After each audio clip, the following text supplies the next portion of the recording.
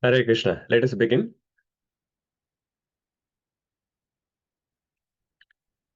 Om Namo Bhagavate Vasudevaya.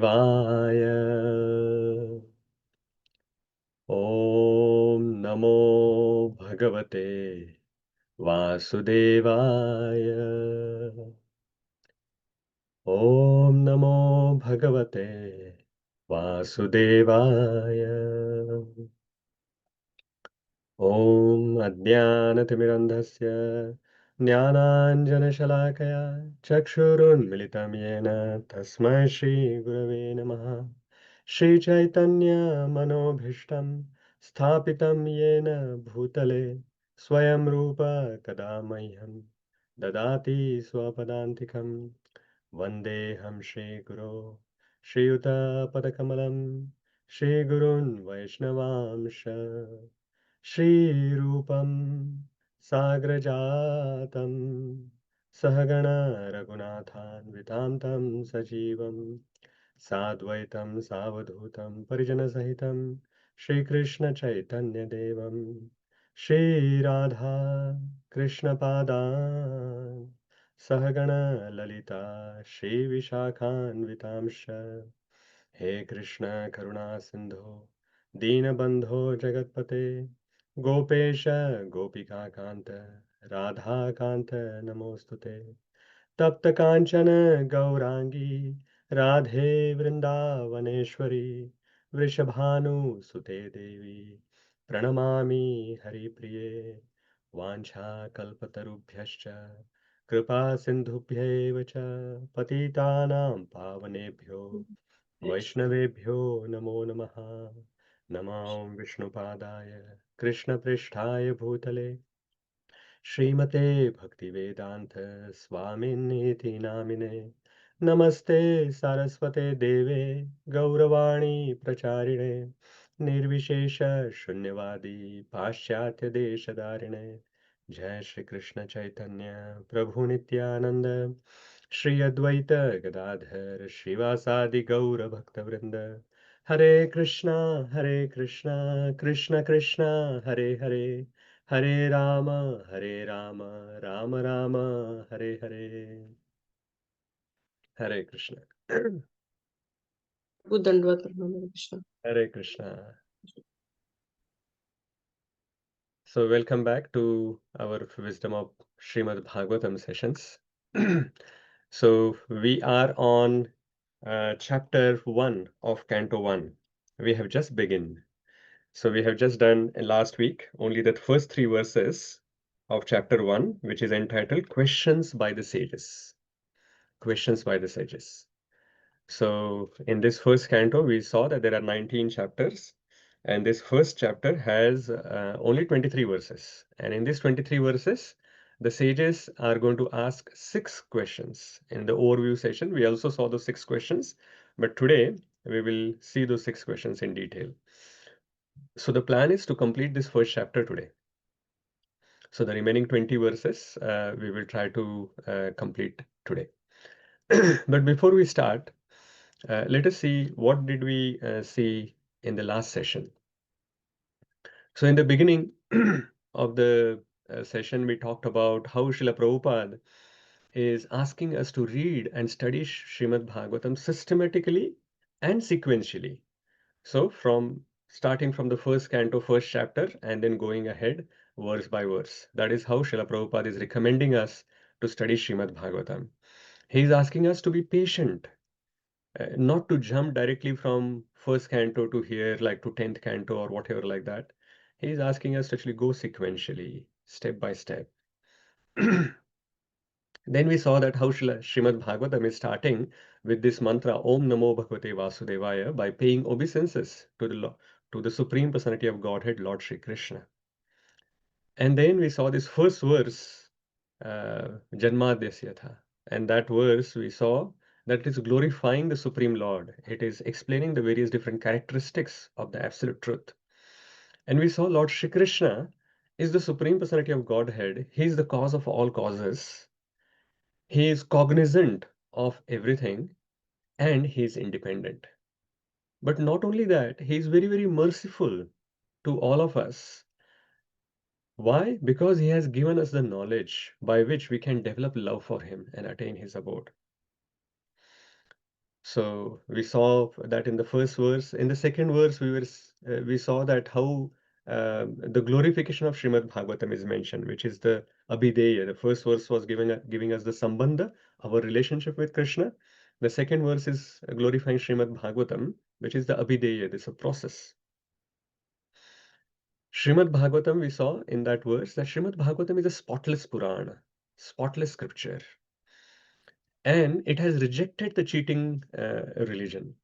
Dharma projita kaitava, and it is pure. It is propounding the highest truth, and it can only be understandable by non-envious. So we actually discuss all those 7 points that we talked about. And then the third verse is explaining Nigama Kalpataror Galitam Phalam. So this third verse is inviting all of us to come relish the nectar of Srimad Bhagavatam. And the verse was explaining that it is Srimad Bhagavatam is a ripened fruit of the Vedic literature. So Vedic literature is compared to a kalpataru, a desire tree. And this Srimad Bhagavatam is a ripened fruit. And it is already very sweet. It is very amazingly tasty. But because it is now spoken by Shukadev Goswami, it has become even more sweeter, more tastier. So that is why it is mentioned that any intelligent person should now read Srimad Bhagavatam. So it is wonderful that there are so many intelligent people here on the call today to relish the nectar of Srimad Bhagavatam. So let us go ahead now. Oh, and yes, we also looked at how Srila Prabhupada in the purports of the 3 verses was explaining how to hear Srimad Bhagavatam. He said that we should actually hear it from the right sources, in the bona fide disciplic succession. Anyone who's coming from the bona fide disciplic succession. And we should be hearing it patiently, not jumping over cantos. We should not be hearing it from professional reciters. And we should receive this with great respect and attention. And anything that is mentioned in Srimad Bhagavatam, we should try to implement it in our day-to-day life. So we should accept Srimad Bhagavatam in our life. It is not only for hearing, but also implementing in our day-to-day life. Only then we will become purified, and then we will understand our original constitutional position, and then in that original rasa that we have, which the Supreme Lord, then we can relish the rasa. So that is where we had stopped last time. So let us go to 4th verse and try to do the remaining 20 verses. So just as a recap of this overview that we mentioned last time as well. So 4th to 8th verse number 4 to 8, it is glorifying, the sages are glorifying Suta Goswami. So they are doing this sacrifice. They offer seat of respect to Suta Goswami, glorify him. And then from 9 to 23 verses, they explain that how the Kali Yuga people have so many problems, so many limitations. So, understanding these limitations, they are requesting Suta Goswami to answer these questions in a very easy to understandable way.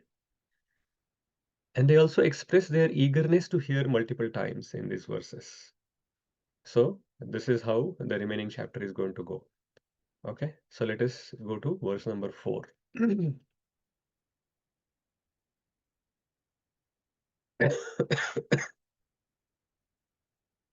X4. नैमिषे निमिषक्षेत्रे ऋषया शौनकादयः सत्रं स्वर्गाय लोकाय सहस्रसमम् आसत. Who wants to read the translation? Hare Krishna Prabhu, can I read? Yes, Mataji, go ahead. Hare Krishna. Ashoka Mataji. And then the next one, Bhageshwari Mataji can do, and the next one, Shivani Mataji can do. Okay. Once in a holy place, in the forest of Naimisaranya, great sages headed by the sage Shaunaka assembled to perform a great 1,000-year sacrifice for the satisfaction of the Lord and his devotees. Hare Krishna Prabhu. Hare Krishna. Thank you, Mataji. So this is like the beginning verse. The first three verses we saw, they were the prelude or the introduction of the Supreme Lord, Absolute Truth. The second verse was giving the glorification of Srimad Bhagavatam. The third verse was asking us to actually, it was inviting us to release Srimad Bhagavatam. So from here, from the fourth verse, the content is starting of Srimad Bhagavatam. Of course, the first three verses are also content of Srimad Bhagavatam, but now the content of like how it is spoken, what was the scene, this all of that has started here from the fourth verse. So this verse is giving us, it is mentioning us that these sages in the Naimisaranya. Now the number of sages are not mentioned is in Srimad Bhagavatam here, but various devotees have mentioned that there were 88,000 sages who were assembled in Naimisharanya. 88,000. So it was not like a small gathering of 10 devotees or 20 sages who were doing some yajna. There were 88,000 sages who were assembled in Naimisharanya. And then there, they are trying to do this sacrifice. Now, it is not like a small sacrifice of half an hour that we try to do in New Zealand when there is some uh, like yajna is needs to be done for initiation or even for Narasimha Dev's appearance day that we do yajna, a very short yajna that we do because of all the limitations that we have. But here they are trying to do the yajna for 1,000 years, 1,000 years. So a great sacrifice that they are trying to do for 1,000 years. But interestingly, it is not for their own enjoyment that they are trying to do this sacrifice. What is mentioned here? That they are doing it for the satisfaction of the Lord and his devotees. So here we can actually see, first of all, that how the conversation is going to start now between Suta Goswami and all these sages, 88,000 sages which are there, and they are led by Shaunaka Rishi. So Shaunaka Rishi is going to ask all the questions on behalf of all these rishis which are there. So it's a conversation between the Naimisharanya sages and Suta Goswami. And Suta Goswami has heard Srimad Bhagavatam when Shukadev Goswami was explaining that to Parikshit Maharaj. And there as well, there were many sages who were sitting there, and Suta Goswami was sitting in the audience. So he heard like that from Shukadev Goswami. And Shukadev Goswami heard that from Vyasadeva. So that is how this Srimad Bhagavatam was spoken. And it is mentioned here that Naimishe Nimishe Kshetre. You can see this, the start of Srimad Bhagavatam and beginning of Bhagavad Gita is also very similar. Bhagavad Gita starts with Dharma Kshetre Kurukshetre. And here as well it is starting Naimishe Nimishe Kshetre. So Kshetra is mentioned, the holy place. So Srila Prabhupada actually gives the glorification of Naimisharanya in the purport. Srila Prabhupada is saying that Vayaviya Tantra mentions that Naimisharanya is the central hub, like a central place. It is center of the universe. So if you actually imagine the entire universe as a circle, the center point is Naimisharanya. So that is why it is very important place. Then also a reference for Varaha Puran which is mentioned. So it is mentioned in Varaha Puran that any sacrifice which is done in Naimisharanya, it reduces the strength of the demoniac people. So it is very beneficial. Not only it gives you the required benefit that you are trying to do, but it also at the same time, without asking, it also reduces the power of the demoniac people. And in the verse itself, it is mentioned, Naimishe Animisha Kshetre. Animisha is the name of the Supreme Lord. Animisha means the Lord who doesn't close his eyes.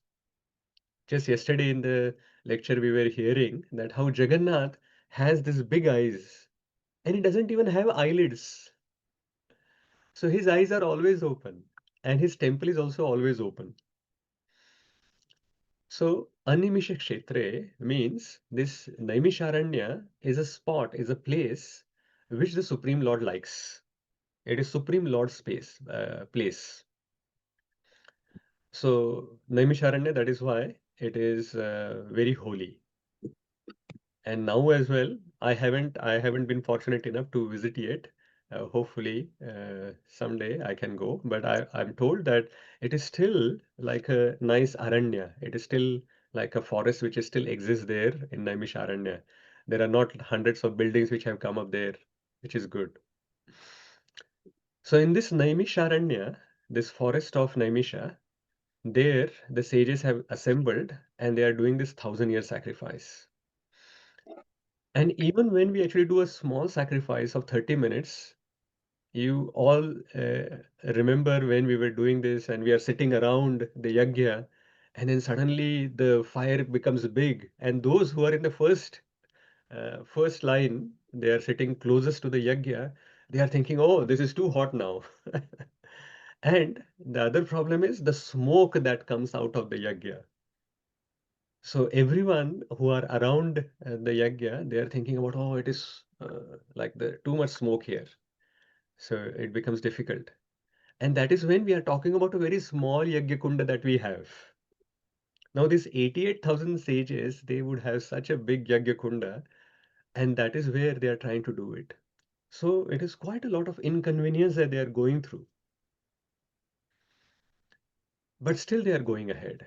They are not stopping their yajna. They are just continuing doing their yajna. Why? Why? What is the purpose? So let us read why they are doing it from the now on my Bhagavatam, it is on page 62, but the paragraph that I want you to read is the great sages are always anxious. The great sages are always anxious. Who was next to read? Rageshwari Mataji. Yeah, Mataji, can you read? Yes. In the purport, the great sages are always anxious. Yeah. That paragraph. The great sages are always anxious to do good to the people in general, and as such, the sages headed by Saunaka and others assembled at this holy place of Naimisharanya with a program of performing a great and continuous chain of sacrificial ceremonies. Forgetful men do not know the right path for peace and prosperity. However, the sages know it well, and therefore, for the good of all men, they are always anxious to perform acts which may bring about peace in the world. They are sincere friends to all living entities, and at the risk of great personal inconvenience, they are always engaged in the service of the Lord for the good of all people. Yeah, Lord, we that's enough. Thank you. So it is explained why the sages are doing it. First of all, they are doing it for the pleasure of the Lord and his devotees. So first thing that we understand from the sages is that uh, any action that we do, we should do it for the pleasure of the Supreme Lord and his devotees, for the satisfaction of the Lord and his devotees. Srila Prabhupada explains in the purport earlier, he mentions that any activity that we do for our own satisfaction, we get entangled in the result, and then that keeps us in this material world. But any action that we do for the pleasure of the Supreme Lord, then we become free from the reaction. That is first. And why only to the Supreme Lord that we should offer this our yajna? It is because if you water the root, then the tree gets nourished. And Srila Prabhupada nicely mentions that only the branches which are detached from the tree, they becomes dry. Otherwise, everything that is connected to the tree will get the satisfaction, the nourishment that when we water the root. So we always should remain connected to the tree. We should always remain the devotee of the Supreme Lord, and automatically then we will feel satisfied. So that is what needs to be done. So first of all, we have to do our activities for the pleasure of the Lord and his devotees.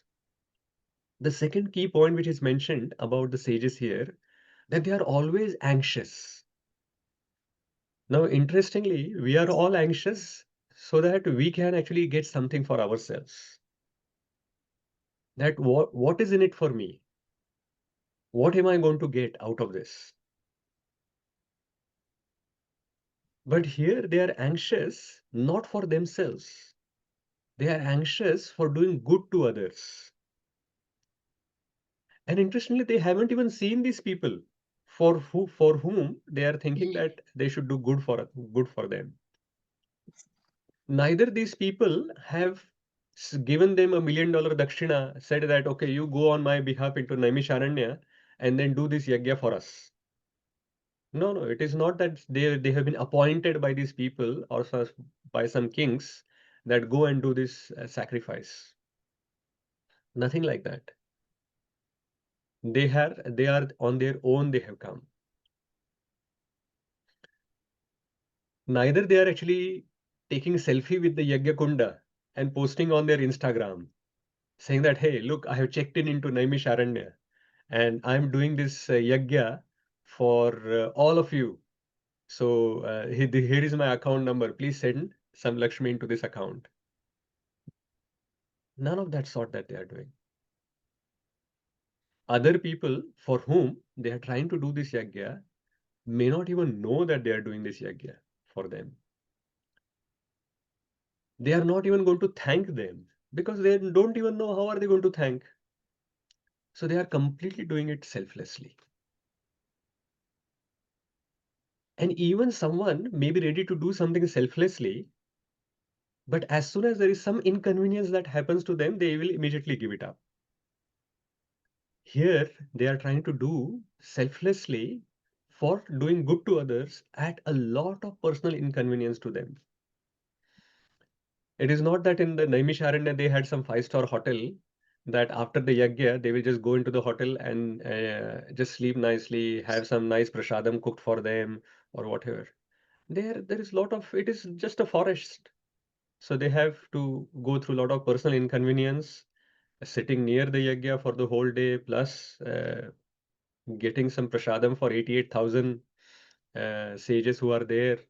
So all of these difficulties which they are facing, but they are still continuing. And the other reason why they are doing it, so the first reason, pleasure of the Lord. Second, they are anxious to do good to others. And the third one is they are doing it at their personal inconvenience. And the fourth point that to note here is they know that other people don't know what is good for them. So because they are the well-wishers of these people, they are saying that, okay, we will do it for you.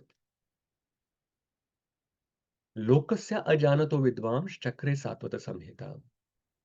So the sages know that the other people don't know that by doing this simple thing, they can actually get liberated. They can actually get connected to the Supreme Lord. They can develop love for Krishna.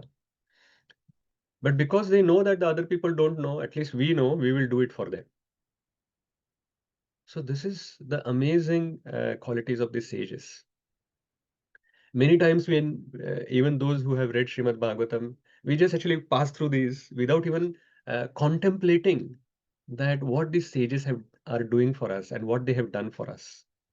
So let us take this moment to offer our dandavat, our pranams to these sages in Naimisharanya, that they were doing it for all of us, and they will mention it that this is for the people in Kali Yuga.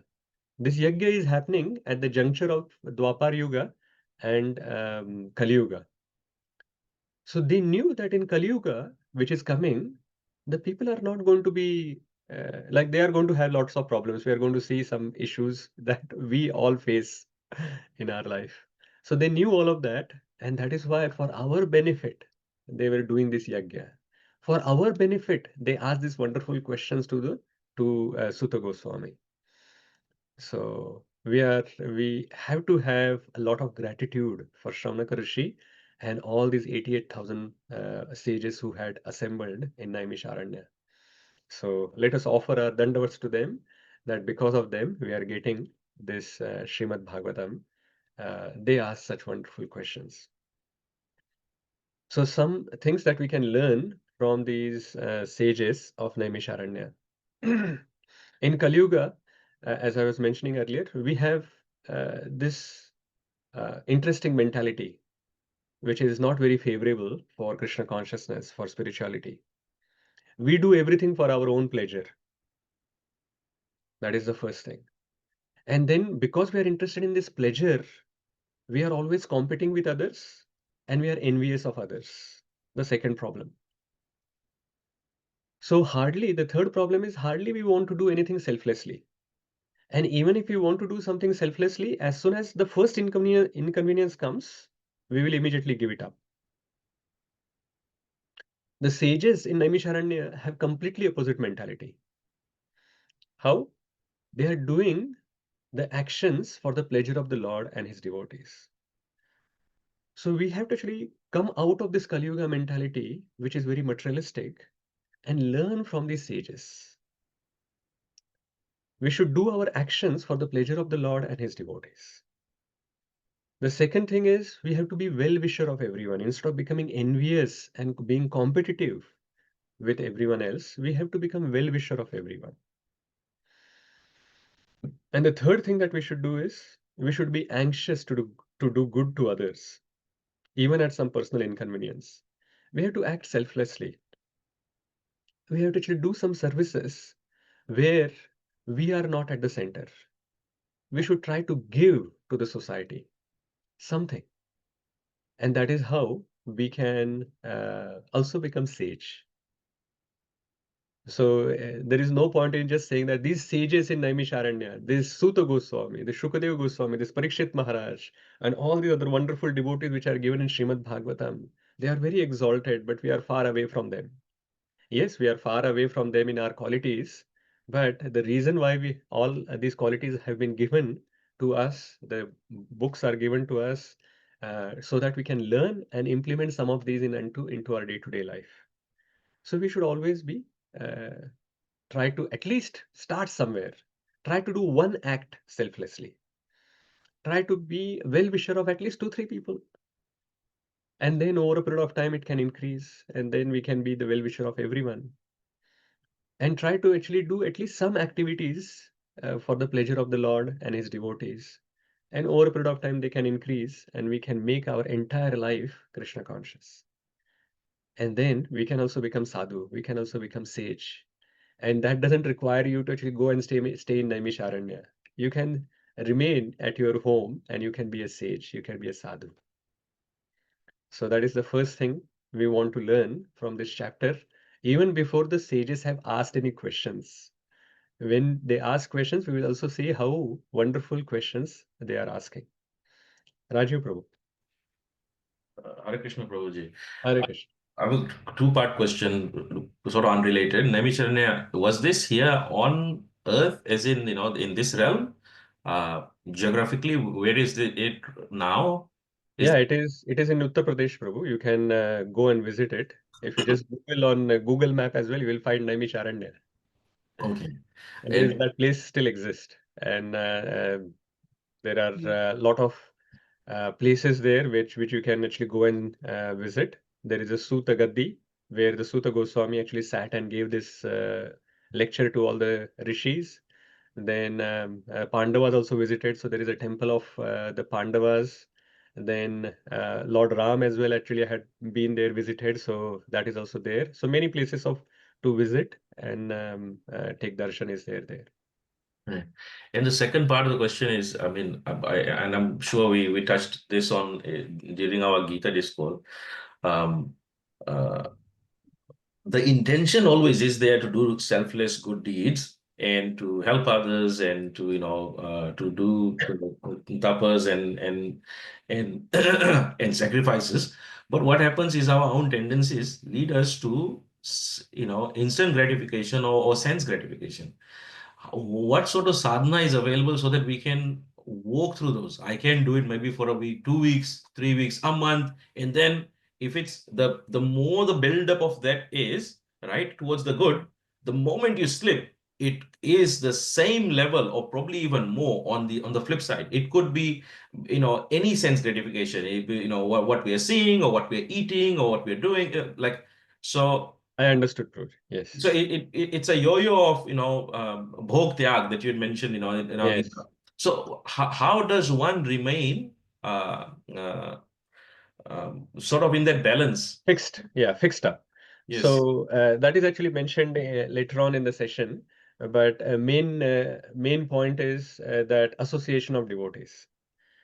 If we actually take as much association of devotees as possible, that will make us remain steady. And I give this is my favorite example that I may have spoken multiple times in the previous lectures in Bhagavad Gita or in our Journey of Self-Discovery programs as well. That association of devotees is like Mumbai local trains. That even if you want to get down, if you don't want to even get down from the train, as long as you are in that flow of the people who wants to get down, they will push you out. And when you want to get in the train as well, as long as you are at the right place near the door or whatever, they will just push you in. You don't actually do anything, even if you actually are trying to come out of it, that I don't want to get in, I don't want to get in, but the people will just push you in. So similarly, as long as you remain in association of devotees, even if you try to actually fall out, the devotees mercifully will take you along with them.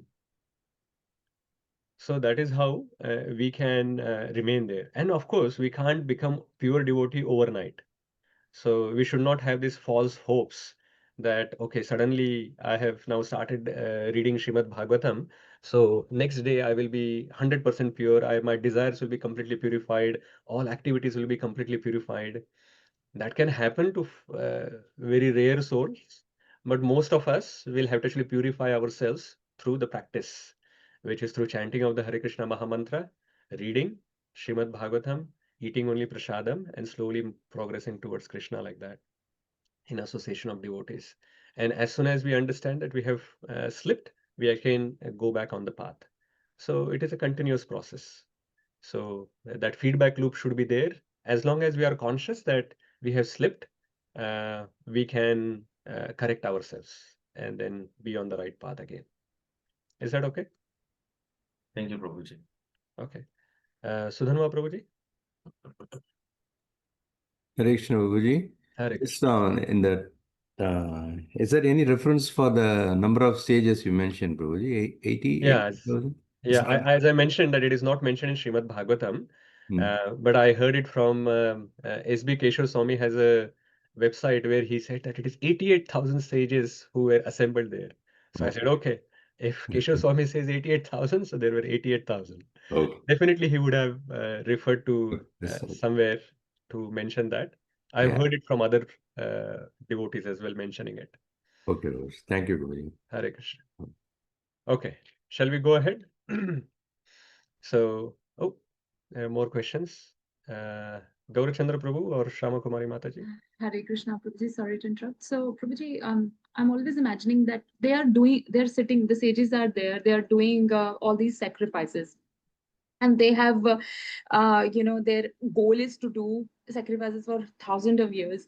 And once the sacrifice is on, that is what I think I heard it somewhere, then the fire wouldn't go, off. They have to keep on putting the samagri in that havan kund. So then where was the time that they would stop it and they just sit down and then hear the katha? And Prabhuji, please, you can explain that. So, how they practically managed, we have to ask one of them.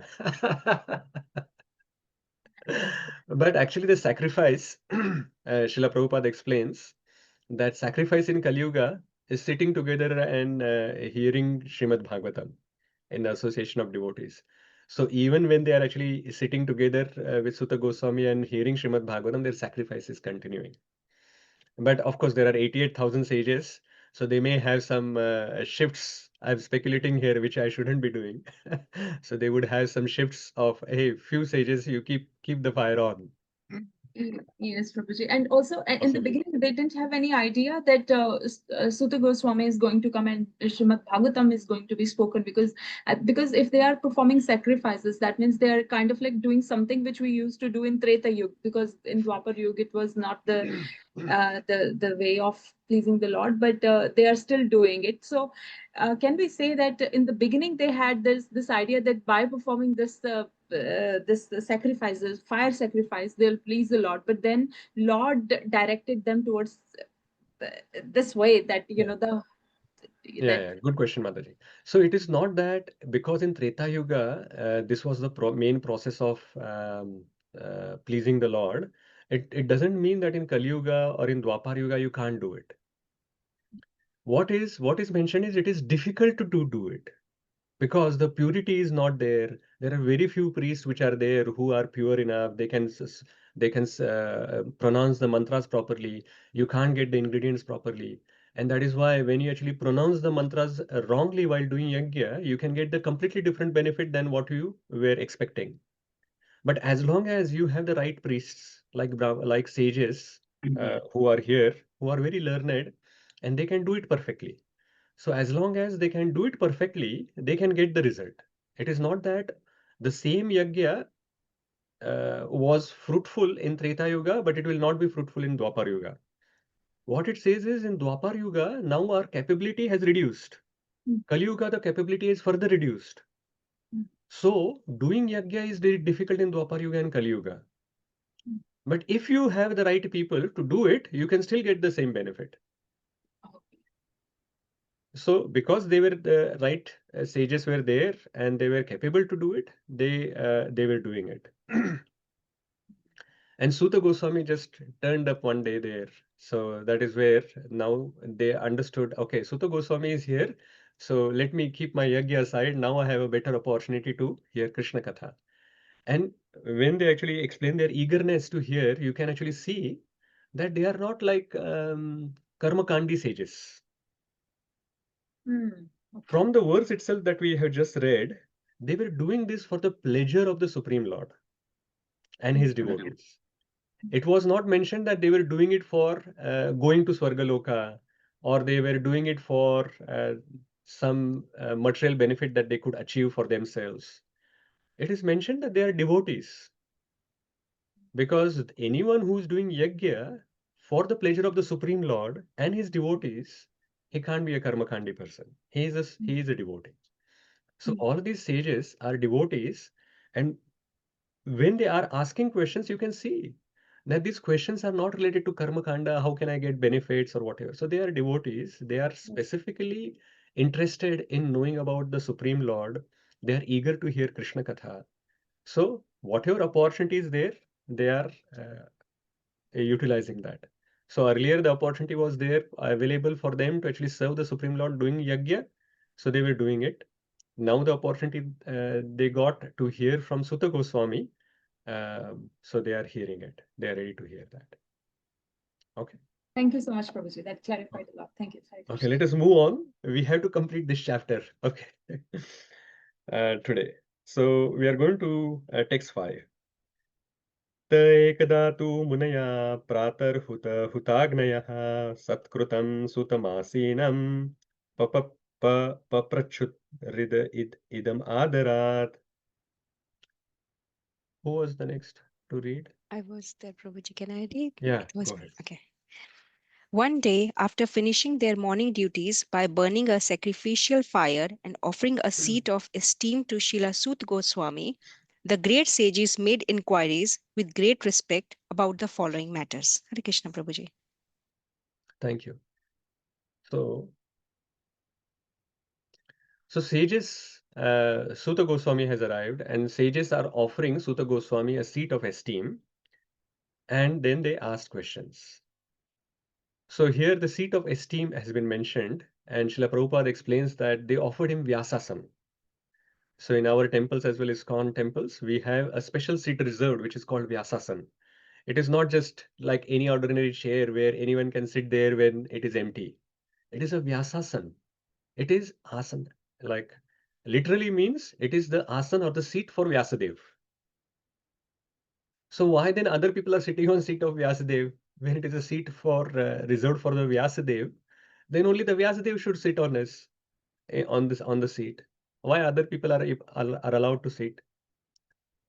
Srila Prabhupada explains in the purport. He says that it is for all the teachers or preachers who are Vyasadeva's representatives as well. And he also explains who is a representative. A representative it just doesn't mean that you say that, oh, I'm following Vyasadeva. No. Someone who's presenting the viewpoint of Vyasadeva is the representative of Vyasadeva. If you start if you start speaking your own viewpoints, then you are not a representative of Vyasadeva. So as long as what you are presenting is aligning with what Vyasadeva was meant. So that is why Srila Prabhupada put his Bhagavad Gita as it is. So anyone who's giving this knowledge as it is, as Vyasadeva was giving, then that person is representative of Vyasadeva. And he can then sit on the Vyasasan and then explain the viewpoints of Vyasadeva to others. In this purport, Srila Prabhupada also gives, like the last paragraph of this purport, we are going to read. Surananda Prabhu, you had raised your hand earlier, so you can read the last paragraph of that purport. Okay, Prabhuji, Hare Krishna. Those who listen to the Bhagavatam may put questions to speaker in order to elicit the clear meaning, but this should not be done in a challenging spirit. One must submit questions with a great regard for the speaker and the subject matter. This is also the way recommended in Bhagavad Gita. One must learn the transcendental subject by submissive oral reception from the right sources. Therefore, these sages addressed the speaker Suta Goswami with great respect. So, Rajiv Prabhu, I think last week you had asked this question about submissive hearing and why we cannot ask questions. So here the answer is given that the questions are essential for getting more information. But how the question should be asked, that is important. So how the question should be asked is, first of all, for receiving clarifications. So if we haven't understood a particular point or particular passage or whatever is being discussed, we should always ask questions to get clarifications or for eliciting more understanding. So it's the same. The second is with great regard for the speaker. So here the verse itself says that very respectfully they started asking questions. Adarat. Adarat means with due regards. And then not in a challenging spirit. Not in a challenging spirit. So challenging means you don't have faith in the speaker or being what is being spoken, and then you are asking those questions. Generally, then the speakers are not interested in answering those questions. They will just quickly give some answer and they will move on. So because they are not interested in debates. Like there are sometimes the very advanced devotees, they may want to go into a debate to establish the knowledge and defeat the wrong knowledge which is being spread by others. But in general, most of the devotees are not interested in going into debate. They have their faith in the scriptures, so they will just say that, okay, if you are interested in knowing more, I can give you the knowledge. But if you don't have faith, then forget it. Why waste my time and your time? Right? So that is how it is. Now, in the next few verses, 3 verses, they are going to glorify Suta Goswami. Some of the wonderful qualities of Suta Goswamis are mentioned here. So we'll read the 3 verses together, the Sanskrit, and then the 3 devotees can read the 3 translations. So text 6. Rishaya uchuhu त्वया खलु पुराणानि सेतिहासानि चानघ आख्यातान्यप्यधीतानि धर्मशास्त्राणि यान्युत यानि वेदविदां श्रेष्ठो भगवान् बादरायणः अन्ये च मुनया सूत परावरविदो विदुः वेत्थत्वं सौम्यं तत्सर्वं तत्त्वतस्तद् अनुग्रहात् ब्रूयुः स्निग्धस्य शिष्यस्य गुरवो गुह्यमप्युत. Wow, so many hands. Okay, so first Adi Devi Mataji, then Raju Prabhu, and then Vidushi Mataji, Uma Mataji. One of you can do.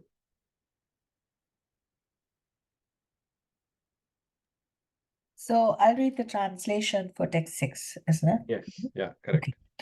The sages said, respected Suta Goswami, you are completely free from all vice. You are well versed in all the scriptures, famous for religious life, and in the Puranas and the histories as well, for you have gone through them under proper guidance and have also explained them. Thank you. Thank you, Mataji. Next one. Hare Krishna Prabhuji. Am I reading the purport? No, just the translation for text 7 now. Okay, sorry, I'm following the online one. Move to text 7 now. All right. Hare Krishna. Being the eldest learned Vedantist, also the Goswami, you are acquainted with the knowledge of Vyasadeva, who is the incarnation of Godhead. And you also know other sages who are fully versed in all kinds of physical and metaphysical knowledge. Hare Krishna. Next, please. And because you are submissive, your spiritual masters have endowed you with all the favors bestowed upon the gentle disciple. Therefore, you can tell us all that you have scientifically learned from them. Hare Krishna. Thank you. So these three verses are giving these qualities for Suta Goswami. First of all, in the 6th verse, it is mentioned that Suta Goswami is Anagha. So Shaunakadi rishis, they are actually glorifying Suta Goswami. And before even they asked any questions to Suta Goswami, they are mentioning the qualities of Suta Goswami to Suta Goswami. Oh, Suta Goswami, you are Anagha. So you are free from all the vices. You are free from all the sins. The same Anagha was also used for Arjuna in Bhagavad Gita. So here as well, Suta Goswami is mentioned that you are Anagha. You are free from all vices. And Srila Prabhupada mentions in the purport for this verse 6 is that Anagha means you should be following 4 regulative principles. So anyone who is speaking Srimad Bhagavatam, they should be following 4 regulative principles. And they should have spotless character. That is what is mentioned by Srila Prabhupada. So that is Anagha for us. So we should have spotless characters and we should be following 4 regulative principles.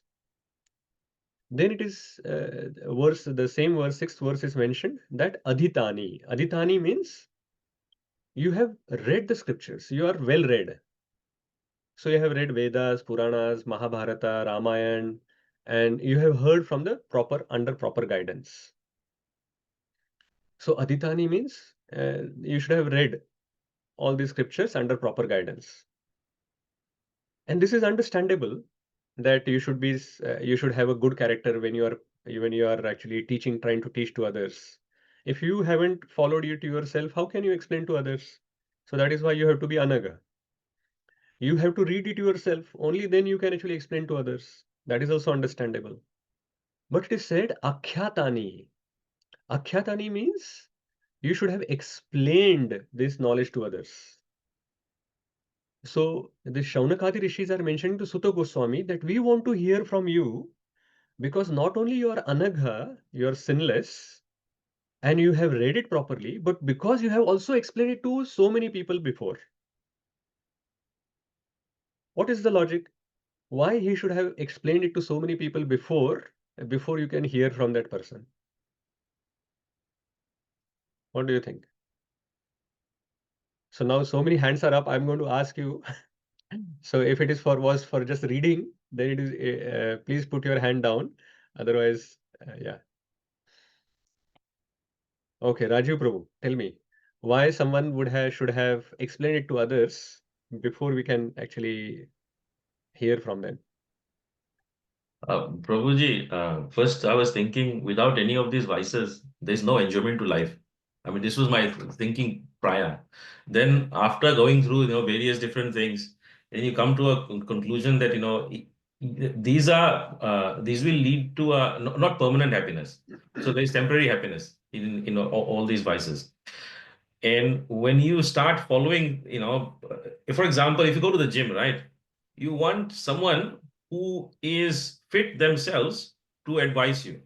Or any Right. consultancy that we do, we want that person to imbibe, whatever characteristics are there. So if we want, this is my personal thinking, if I want, to listen to some advice and follow some advice, I would first look at, what their life is, whether that whatever they're advising me, has that worked in their life or not. If it hasn't, then I wouldn't want any of that.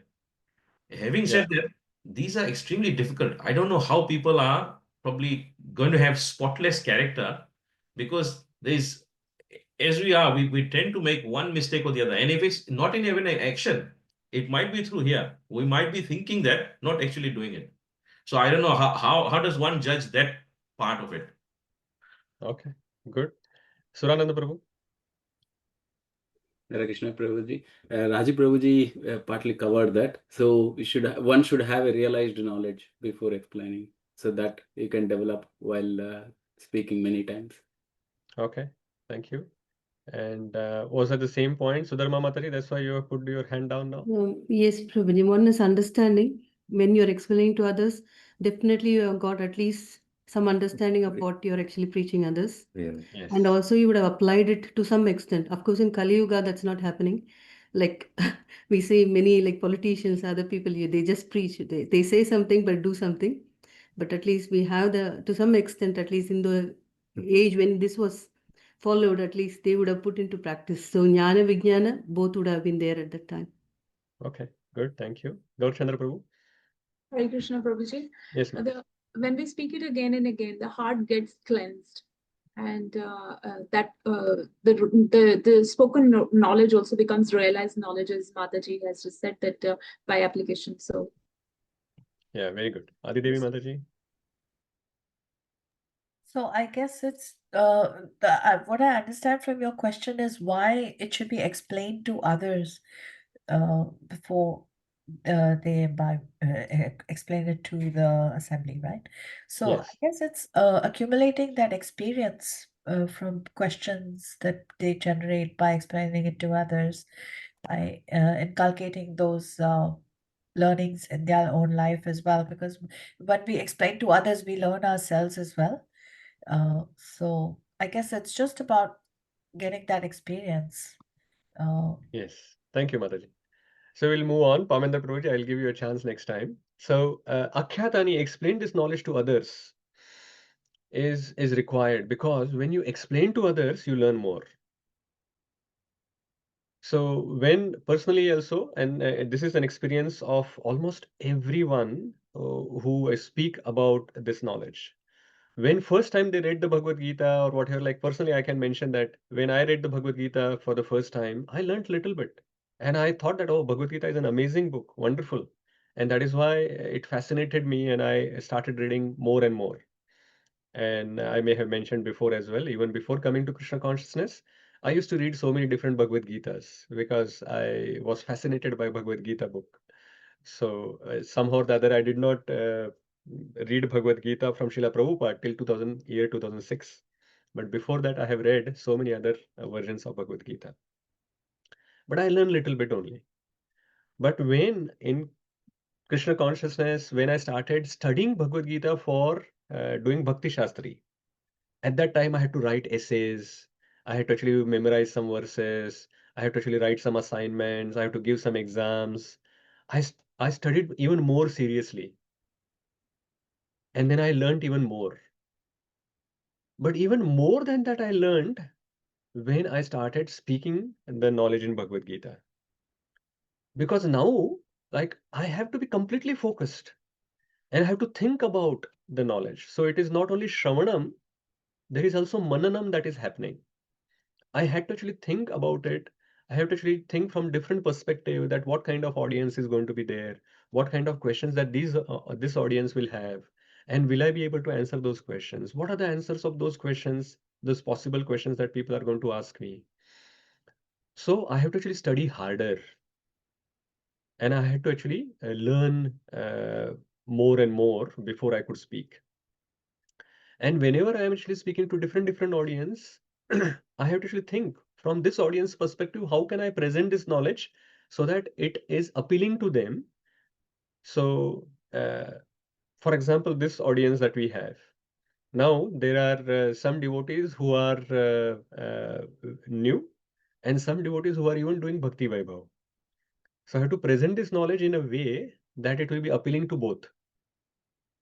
So that requires even more thinking than if it was just a Bhakti Vaibhav class. I would have just presented the knowledge in a particular way. But now, because there are all different devotees who are at the different levels of their Krishna consciousness journey, I am presenting in a different way so that everyone will get benefited from at least some part of it.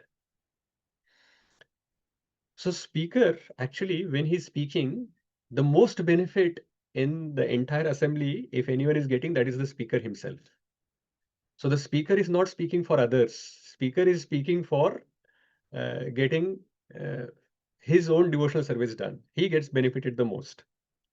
And others getting benefited in that process is just a side effect. If they get benefited, it is up to them.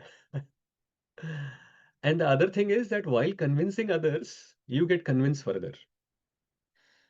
So this is also the great benefit. And that is why the Shaunakadi rishis are acknowledging that Suta Goswami, not only you have heard from Shukadeva Goswami, but you have also understood this knowledge and explained that to others. This is an important point that we should think about. That if you really want to get benefited from these sessions that we are doing, then one thing you should try to do. Even though we are speaking here for 2 hours, you can find a person like a friend, a relative, your mother, father in India, somewhere you can give them a phone call and explain to them whatever you have heard in 15 minutes. You don't have to give 2 hours lecture because on the phone, they are not even having patience to hear from you for 2 hours. You would notice that even those devotees who think that they have understood the session won't be able to speak for 15 minutes. And if you want to speak for 15 minutes, you really have to actually think a bit harder.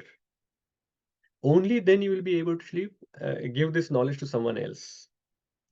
So if you want to learn more, start doing it from today's session. So find someone who you can explain this knowledge in 15 minutes, even 10 minutes. So you'll have to take some notes, think about it, and you have to actually also answer their questions after that.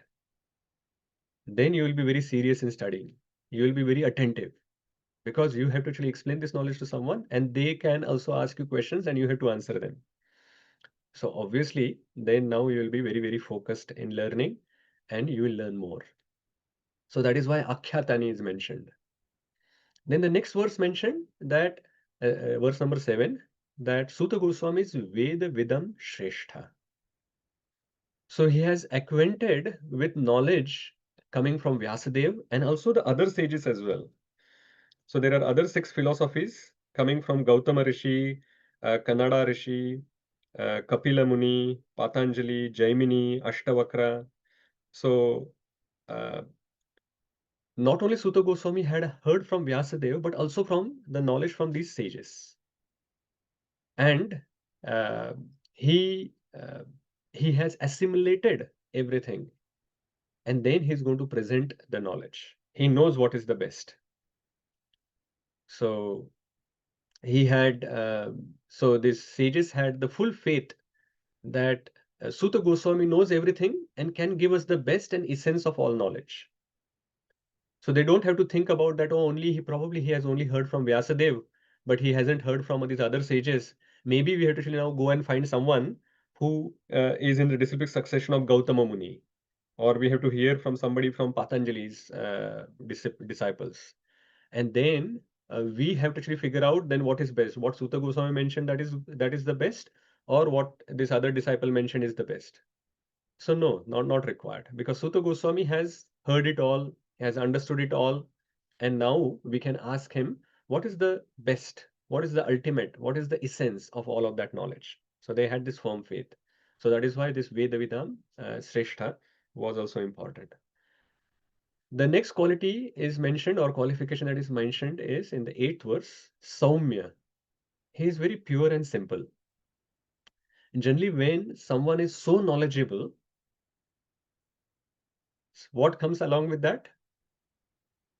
When someone is so knowledgeable, they are Pride, like Right, ego. Prabhuji. pride and arrogance comes. That is why the Subhashitas are mentioned that Vidya Vinayena Shobhate. The knowledge and humility go together, and they look better when they are together. Why that is mentioned is because with Vidya, some pride and arrogance comes.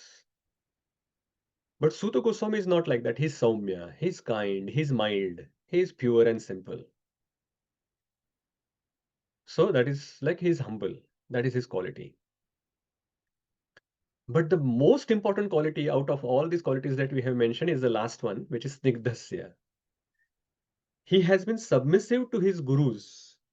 And in the 8th verse, it is mentioned, your spiritual masters. So all the spiritual masters like that he has learned from. So all the Shiksha gurus as well are included here. So because it is mentioned that because Suta Goswami, you were Snigdhasya, you were submissive to all your spiritual masters, they were very pleased with you. And then they have given you blessings. Specifically, what is mentioned is they have endowed you with all the favors bestowed upon a gentle disciple. So they have favored Suta Goswami because of his nature. And that is why he has learned more than other disciples who were learning from those spiritual masters. Let us read the first line of this purport, only first line. That tells you everything about this. Who was next? Prabhuji, it's Hare Krishna. Grace is going to read. Yeah, go ahead. The secret of success in spiritual life is satisfying the spiritual master and thereby getting his sincere blessing. Thank you, Grace. Yeah. You have read the most important line of today's session. It is said that the secret of success in spiritual life is in satisfying the spiritual master. Do some activities in a particular way that your spiritual master gets satisfied with you, and thereby getting his sincere blessings. So that is the success.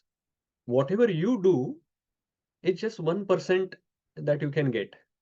99% of your spiritual progress comes when your spiritual master is satisfied and he is blessing you to make progress. And then he will give you some special favor, special love, special care, special knowledge, some special service. And that is how you will make further progress. That is why when we are actually singing Guru Puja every day, we say, Yasya prasadat bhagavad prasado, Yasya prasadat na gati kutopi. That only spiritual master's mercy by which we can get Bhagavad Prasado. We will get blessings from Krishna, mercy of Krishna. And without his blessings, nothing is possible. Yes, Yasya prasadat nagati kutopi. So because of this qualification of Suta Goswami, that he was very submissive to them, his gurus have been very pleased with him and they bestowed special favor. When the spiritual master is pleased, the spiritual master gives blessings from the heart. And that makes the disciple progress. I have been really fortunate to get such so many blessings from so many devotees, even though I was not submissive. It is quite interesting. But somehow or the other, whatever service, little service that I offer to some of these devotees, including my spiritual master and all the other Shiksha gurus as well, um, they have they have guided me in various different ways at the right point. I'll just give you a small example. How a spiritual master can get satisfied with some little service. So it was long time ago. Probably I was just initiated or not even initiated. I don't even remember now. Very early. At that time, my spiritual master came to Wellington, and he had just mentioned that he is interested in these Vaishnava songs. And those who know Maharaj, they know that he likes to sing Vaishnava songs. Uh, so and then there was this website of ISKCON Desire Tree. There were hundreds of songs there, probably 1,000 or so songs were there. And he just casually mentioned that, oh, we should create a printed book for this. And I said, okay, fine. And then he left because, and the next year he came. By then, we had printed all the Vaishnava songs which were there. We created a Word document for him. And it was difficult from the website. The fonts are not matching. Then the formatting gets lost when you are putting into Word. Then you have to put an index. And then it became like this size, 3 or 4 books. So it was quite hard. It took a lot of effort. So myself and there was another devotee, Amol Prabhu at that time. He also got initiated afterwards, Amala Purana Prabhu. So both of us actually put a lot of effort, and Anand Manjari as well. We put together that document and then got it printed and got spiral bounded. And then when he came next year, we just presented these books to him. He was so pleased. He even mentioned to someone who was traveling with him, he said that he knew that if I wanted this, it can only happen in Wellington. He said that it can never happen anywhere else in the world, wherever I'm going. If he expected this book, it would only was possible in Wellington. So he was pleased with this simple thing that we just created. And interestingly, because now they were so bulky, he can't even carry that, right, everywhere.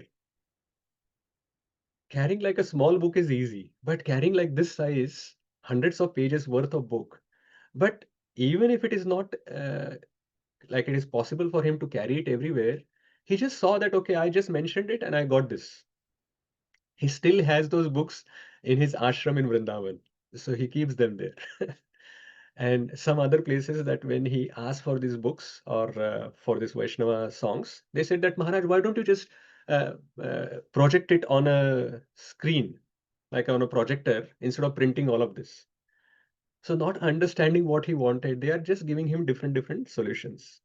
So I'm just giving you some simple example that even some little service that you do, understanding what is required, that can please the spiritual master. And then they can, when they are pleased from the heart, they can give you blessings. And those blessings can actually help you progress in your spiritual life. So we should never give up the opportunity to serve our spiritual masters. And it is spiritual masters, it is mentioned. Anyone who is actually helping us progress in our spiritual life, treat them as our spiritual masters. And then try to serve the movement, because finally they are serving Krishna. So if you help them in their service, they get pleased, and then we can make further progress in our spiritual life. So there are so many examples like this, and if many of you would also have that experience in your own life as well, that when you did little service, it is not like something very great. It is not that even something amazing thing that you have done. Just little service as well can please devotees. And when they are pleased, when they are satisfied, we make progress. So this is what we should always focus on. One important thing, what is the secret of success? One becomes successful in spiritual life by submissively serving the spiritual master and receiving his blessings. So just always remember that this is the secret. We have to actually make sure that somehow or the other, we have to please our spiritual master. masters, and then submissively serve them. And then when they are pleased, satisfied, we will receive the blessings and we'll make further progress. Sudharma Prabhu, Sudharma Mataji, you have some question or a comment? Yeah, Hare Krishna Prabhuji. Just a little bit of clarification. Text 8, when we are mentioning to that word snigdhasya, normally snigdha means friendly, right, in Sanskrit?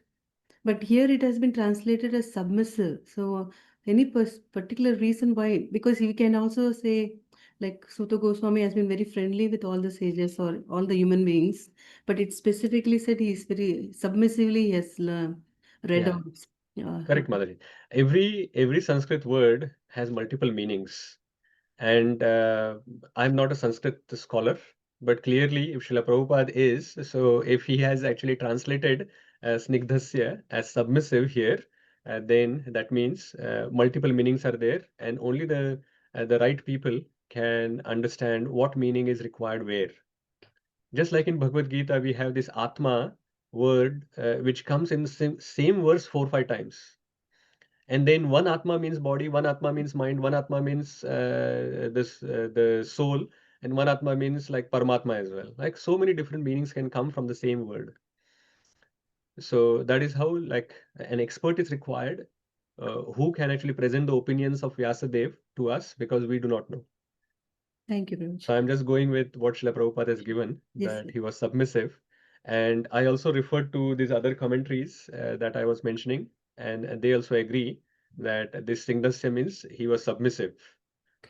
Thank you very So that means he was submissive. much. Okay, thank you. Hare Krishna. Yes, Aparna Mataji.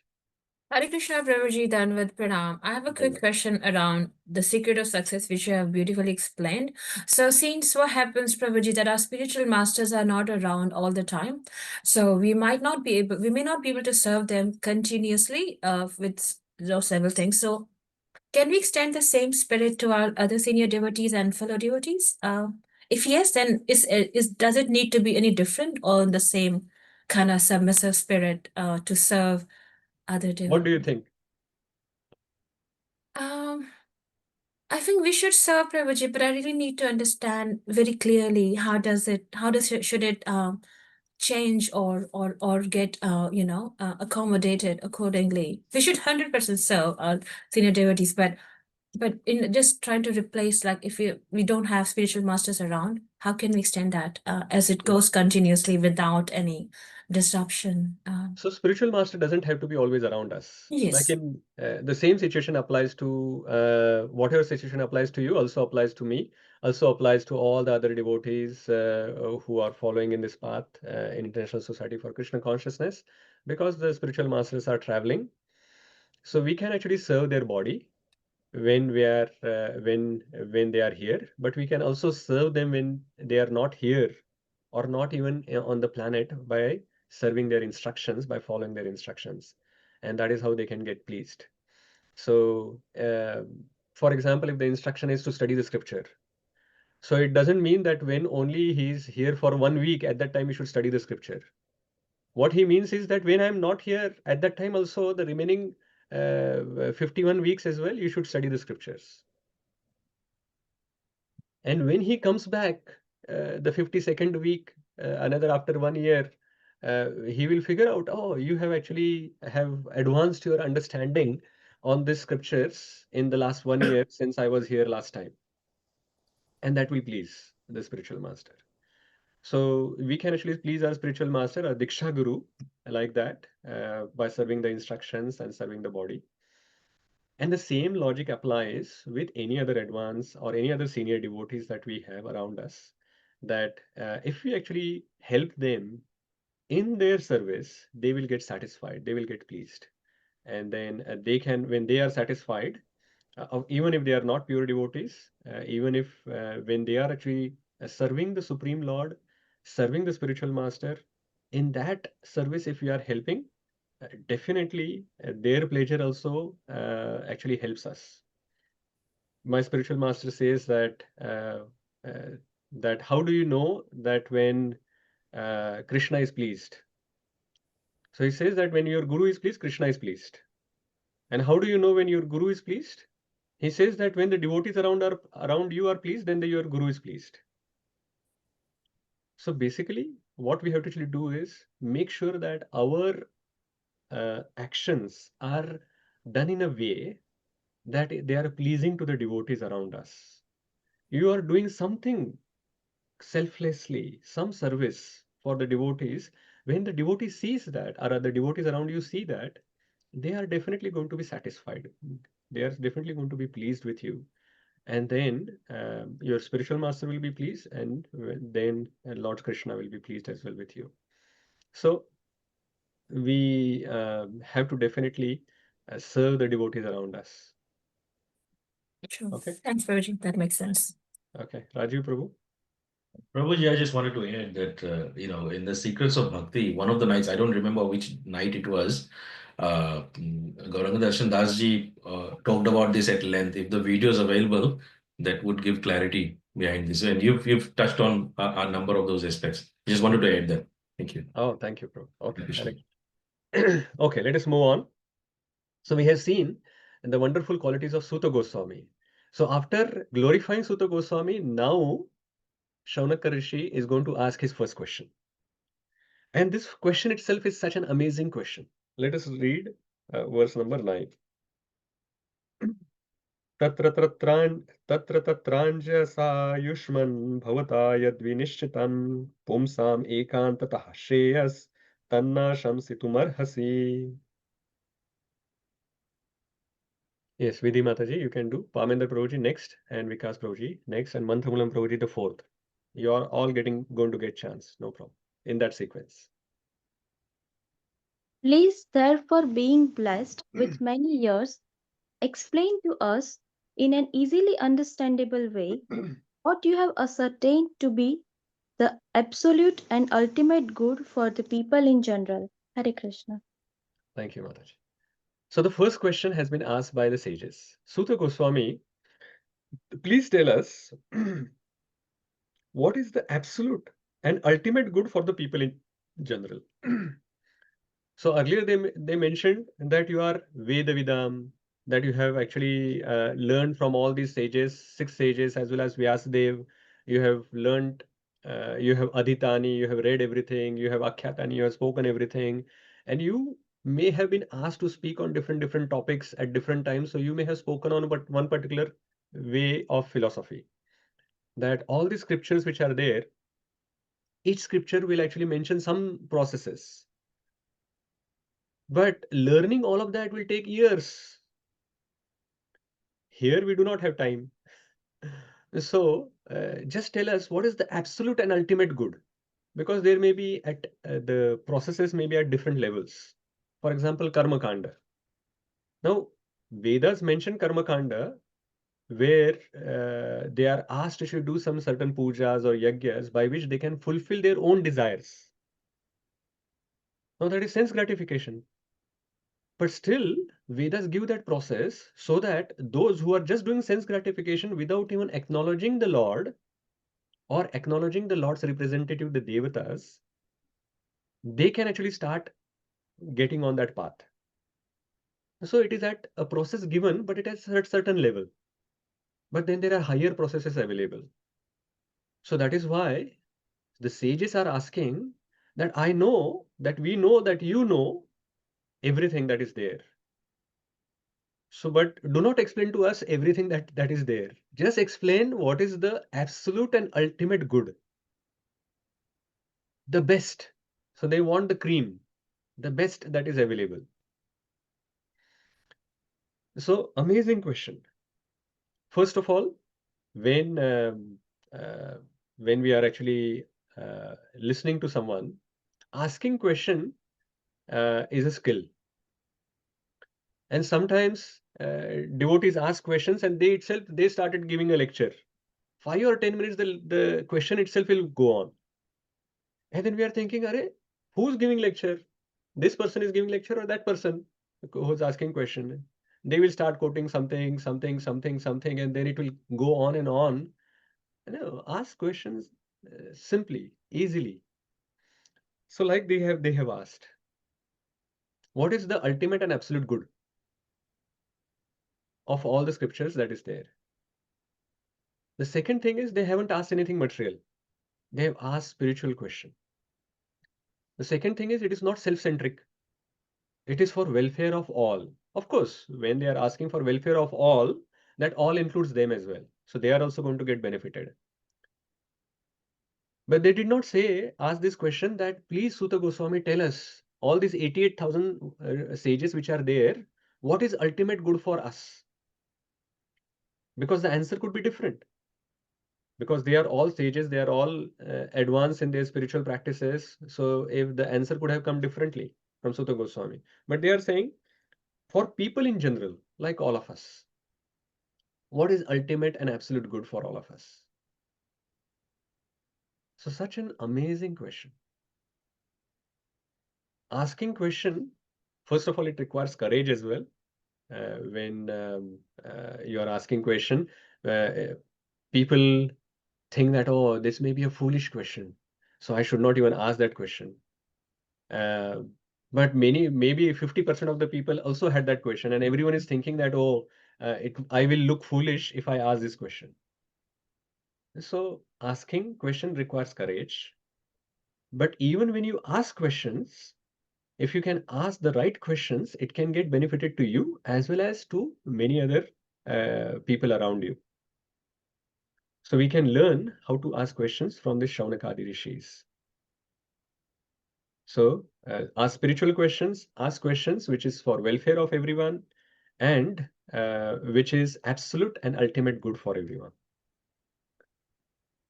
Now, even after saying this absolute and ultimate good, there may be so many things Suta Goswami can explain. And then it will be difficult to understand for all of us. That is why they now qualify, saying that, hey, absolute good for people in general. So who are these people in general that we are referring to? So that will come in the next verse. Let us read that verse. Amazing verse again. It is very applicable to all of us. Verse number 10. Prayenalpayusha sabhya kalavasmin yuge janaha mandaha sumanda matayo mandabhagya hyupadritaha. This is a verse that we should all memorize because this glorifies all of us. Let us recite that. Someone wants to volunteer to recite after me?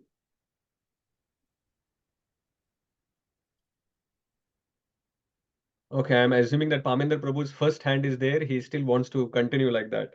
Prayena alpayusha sabhya. Prabhuji really bad at this. Okay. Who wants to do? Prabhu, I will. Sudharma Mataji. Thank you, You want to Prabhuji. do? Follow. Okay. Go ahead. You can recite. I'm sure you can recite it nicely. Prayenalpayusha sabhya kalau asmin yuge jana manda sumanda matayo manda bhagya upakritaha. Manda bhagya hyupadritaha. So there are we all the Kali Yuga people have been glorified here, and we will see our glorification, our qualifications, our qualities here in this verse. They are amazing. Let us read the translation. Pamender Prabhu. Hare Krishna Prabhuji. Oh Lord One, in this iron age of Kali, men almost always have but short lives. They are quarrelsome, lazy, misguided, unlucky, and above all, always disturbed, like us, Prabhuji. So after Suta Goswami's glorification, then our glorification is coming. Our qualities are coming. We can compare now that Suta Goswami's qualities and our qualities here. What is mentioned? That Prayana Alpayusha Sabhya. Prayana Alpayusha. So we have less lifespan in Kali Yuga. In the previous ages, they had 1,000 years, and then 10,000 years in the previous Yuga, in Treta Yuga, and 10,000 years, sorry, 100,000, 10,000, and 1 lakh years, 100,000 years in the Satyuga. But now we have maximum 100 years, Alpayusha. And 100 years as well, it is difficult to reach nowadays. Hardly anyone lives till 100 years. So Srila Prabhupada mentions that why our lifespan is less. And he identifies these problems that he says that the shortened life is not because of insufficient food, but because of irregular habits. we have irregular habits. By keeping regular habits and eating simple food, any man can maintain his health. Overeating, over sense gratification, over dependence on others' mercy, and artificial standards of living sap the very vitality of human energy. So it is not because of the lack of food that we are having less life. Our lifespan has reduced because of our irregular habits, because of overeating, because of over sense gratification, over dependence on another's mercy, and artificial standard of living. Because of that, our lifespan has gone down. So we can maintain our health just by simple things, regular habits and eating simple food. If we do like that, our lifespan will increase. So Bhagavad Gita as well, you remember the food which is in mode of Sattva Guna. If Sattva Guna food is eaten, then our lifespan increase and we remain healthy. Then the second quality is mentioned is Manda. Manda means lazy. Laziness comes from mode of ignorance, Tamoguna. And Srila Prabhupada mentions that we are lazy not only for material things, but especially for spiritual progress.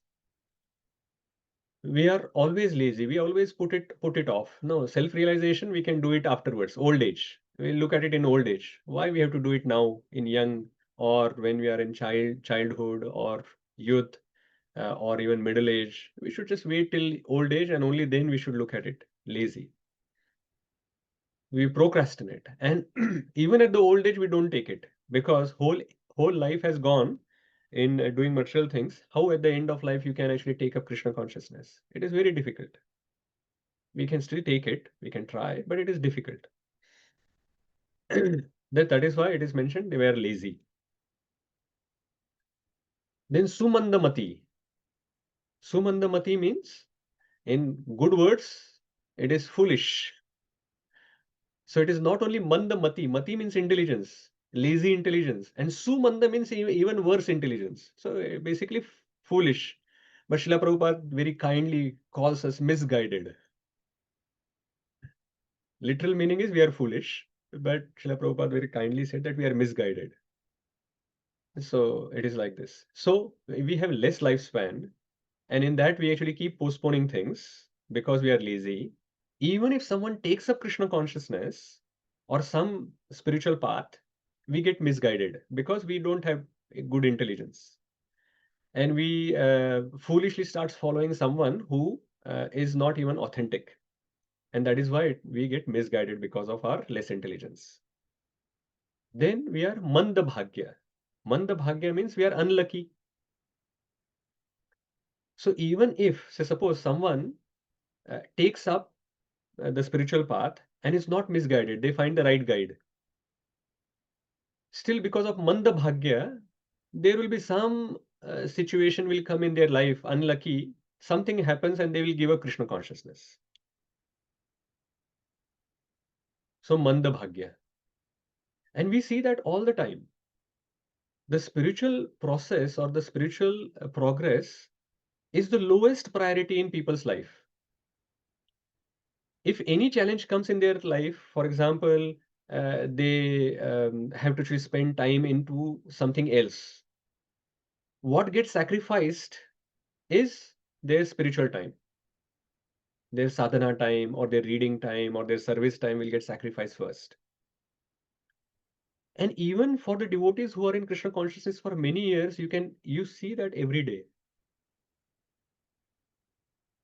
You would have hoped that at least for them, their priority would have increased, but no, only for few people the priority is very high. Otherwise, any small thing happens in their life, any challenge comes, the first sacrifice is done is on their spiritual things. So Manda Bhagya. And then on top of all of that, even if suppose someone was not lazy, they have taken up the spiritual path, they were having right mati to get a good guide, they were not unlucky, they are progressing properly, they are continuing on the path. But still, last one is they are upadritaha, which means they are always disturbed. The mind can't focus. We are trying to chant every day, but the mind is going here and there. And this focus we can't achieve because of movies, because of Facebook, because of WhatsApp, because of news, because of bad association. Srila Prabhupada gives so many reasons. He doesn't say WhatsApp and Facebook, but he says that movies or bad association and all of that. I have expanded that bad association into Facebook, WhatsApp, news, and all of that. So because of all of that, we always are disturbed. You're sitting for chanting, and then your phone is next to you, and then suddenly this sound comes, and then you say, oh, what notification I have come, let me see, and then you are disturbed. Then again you chant few mantras, and then again another notification, ting, and then you're saying, okay, let me see, as if it is the most important thing in the world. If you don't see this notification now, then the whole world is going to collapse, the sky is going to fall. Yeah, so just put your mobile phone on silent, and then you will not be disturbed. 50% of your disturbance will be gone if your mobile phone is on silent and is a bit away from you. And that way you can focus on your chanting. So the Kali Yuga people unfortunately have so many disqualifications that we have less lifespan, we are lazy, we are misguided, we are unlucky, we are disturbed. Even in this situation, we can still progress spiritually. And that is why they are asking, the Shaunakadi rishis are asking in the next question, please tell us the essence of everything. So let us go to the next verse. But before that, there are a few hands up. We'll take, if it is very quick question, in the next half an hour, I have to still complete another 13 verses. Vikas Prabhu. That's for reading, Prabhuji. Okay. Rajiv Prabhu. Prabhuji, yes, I have a question. So very quickly, why is sports in that list there? Isn't that Why a is? thing? Cinema, gambling, I understand. Why is sports in that list there? In the purport, What is there? sports. Oh, sports. Yeah, okay. Sports require more of passion, Rajogun. So when you are actually in Rajogun, your mind is always willing very fast. And if you want to actually, for example, cricket or boxing or Formula One or whatever sports or rugby, you can see that there is always excitement. And that excitement which is on the sports field actually gets transported into your mind when you are watching it. So your mind always becomes disturbed. It is always moving fast. And for spiritual progress, you require mind which is steady, calm, which is in mode of goodness. So because the sports activities are generally in mode of passion, that is not conducive for you to make your mind calm. If you want your mind calm, then you require to like some meditation or some activities which will help you to keep steady your mind. Your food should be like that. Your hobbies or your what you are watching, what you are hearing, everything should be like that. Kirtans or whatever, some soothing kirtan will help you to actually stabilize your mind. So that is how it is mentioned. So is it watching sports or playing sports? They're two Both. different things, right? Yeah, So both. Both will actually happen like that, bro. okay. It takes away a very important, part of life. Because, some sports, for example, swimming, you're humming, it feels very meditative. Running also, there's a certain breath work that happens. That feels like meditation also. And it's healthy as well. So I would have never expected sports to be in that list. But anyway. Yeah, sports in a way that if you are actually using that sports for agitating and keeping that mind like that, if you're doing it for your health, for example, you are running for some time, you're doing some exercise for some time, I think that that will be okay. But if your whole life is focused on the sport, then your mind will be always agitated. Your mind will be always like that. So if you do like this, then yeah, Like definitely. betting on sports and things like that, isn't it? Sorry, Madhuri, what did you say? Like betting for sports and Oh, keeping. gambling is different matter, but Yeah, here the sports yeah. specifically is because sports comes in a lot of mode of passion. Okay, may I request now that we will park all the questions towards the end from now on, because I definitely want to complete this chapter today. And at the end, we will take the questions. So text number 11. Oh, before we go ahead, there is something that we can learn from this verse, which is what are we proud of actually? In this Kali Yuga, we still are so proud and arrogant. But look at our body. We have less life and we are in mode of ignorance. We are lazy. What about our mind? It is always disturbed. What about our intelligence? We are foolish and we are misguided. What about our destiny? We are unlucky. So, with all of these things, what is there for all of us to become proud of in Kali Yuga? So, any pride that we may have, we can just remember this, memorize this verse. That prayen alpayasha sabhya kalau asmin yuge jana manda sumanda matayo manda bhagya hipatrita. If you remember this, all our pride and arrogance will go away. So this verse will make us humble. So please memorize this verse if it is possible for all of you. Okay, let's move on. Verse number 11. Bhurini bhuri karmani shrotavyani vibhagashah atah sadhotra yatsaram samruddha dritya manishaya bruhi bhadraya bhutanam yenatma suprasidati. Is there some noise coming from somewhere? Hare Krishna Prabhuji, maybe from my side. I was Okay, unmuted. yes, it was from you, Prabhuji. Yeah. Shall I read now, Prabhuji? Yeah, you can read it and then you can become mute, Prabhu, as soon as possible. Sure. There are many varieties of scriptures, and in all of them there are many prescribed duties which can be learned only after many years of study in their various divisions. Therefore, O sage, please select the essence of all these scriptures and explain it for the good of all living beings, that by such instruction their hearts may be fully satisfied. Hare Krishna. Thank you, Prabhu.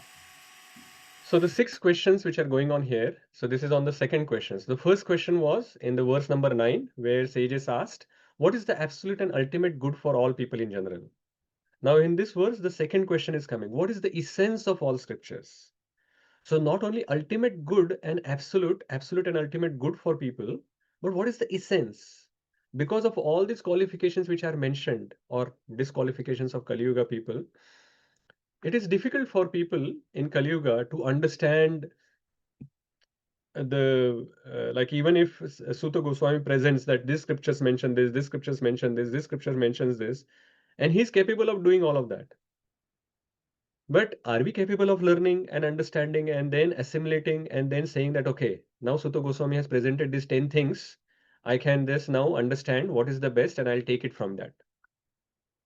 It's not possible. Kali Yuga people are not even able to hear a lecture of 1 or 2 hours. They require shorts, 30 seconds video. That is why the 30 seconds video are nowadays so popular. Because they don't have the stability of mind required to study the scriptures for long duration. They require 30 seconds because that is how much they can concentrate. So understanding this, if Suta Goswami explains now everything, then it will be very hard. So he says that, okay, ultimate good is required, but give the essence.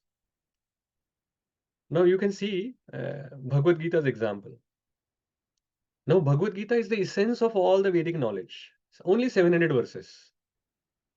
And in that, Lord Krishna talks about many paths, like Karma Kanda is mentioned, Karma Yoga is mentioned, Jnana Yoga, Ashtanga Yoga, Bhakti Yoga, everything is mentioned. But even though he has mentioned everything, it is very clear that he emphasizes on Bhakti Yoga again and again. In the end, again he says that I am actually sharing the most confidential knowledge that I'm going to tell you now. And then he gives Manmana Bahu Mad Bhakto, Sarvadharman Parityajya, all of those verses. So clearly he's emphasizing on Bhakti Yoga, become my devotee. But still people get confused because less intelligence, misguided. People still think that Bhagavad Gita, the essence of Bhagavad Gita is Karma Yoga. Somebody says that it is Jnana Yoga. Somebody says Ashtanga Yoga. Somebody says something else, some other yoga only. When it is so clear in Bhagavad Gita that Bhakti is the ultimate path, still people get confused and they derive different essence. From their perspective, the essence of Bhagavad Gita is different. So it is impossible for Kali Yuga people of all of us to study even more scriptures. Forget about just one Bhagavad Gita. But if like all the scriptures are given to us and then we are asked that now you figure out what is the essence of this, it will be almost impossible for us. Even this one simple book, we are not able to do it. Hence, mercifully, the sages are asking for the benefit of all of us. And not only they have asked this, they have said that by such instruction, their hearts may be fully satisfied. So they want an answer, the essence of all the scriptures by which all the people, yenatma suprasidati, that their heart should become satisfied. They should get full satisfaction to self, not to the body, not to the mind, to Atma. Atma should be fully satisfied. So such an amazing question and very, very, very nice way to ask that question as well. That they are saying that give the essence because of all our disqualification. Now the third question is coming in the next verse. सुतजानासि भद्रं ते भगवान् सात्वतां पतिः देवक्यां वसुदेवस्य जातो यस्य चिकीर्षया. Yes, Mukesh bro. All blessings upon you, O Suta Goswami. You know for what purpose the personality of Godhead appeared in the womb of Devaki as a son of Vasudeva. Thank you. As the son of Vasudeva. Vasudeva is Krishna because he is son of Vasudeva. So this is the third question, which is why Sri Krishna, the Supreme Personality of Godhead, appeared? And out of all the places, why did he appear in prison? We have just seen in the first verse that he is Swarat, he is independent. If he wanted to appear, he would have appeared anywhere. But why did he choose Devaki and Vasudeva, who were in the prison house? And then he entered there and then appeared there. So they were curious that they wanted to know that why Lord Shri Krishna, the Supreme Personality of Godhead, who is Swarat, he appeared, what is the purpose and why he appeared there. And while doing that, they are also blessing Suta Goswami, Bhadram te. So they are saying that good auspicious, like all the auspicious blessings upon you. So they are very eager to hear. Nothing bad should happen to Suta Goswami while he is explaining this knowledge. So they are first blessing them. All glories to you, all blessings unto you. Please now explain this to us. And while doing that, they are also referring to the Lord as Satvatam Patim. So Sata means eternal. Satvat means the servants of the Supreme Lord. Sat means eternal, which is the Supreme Lord.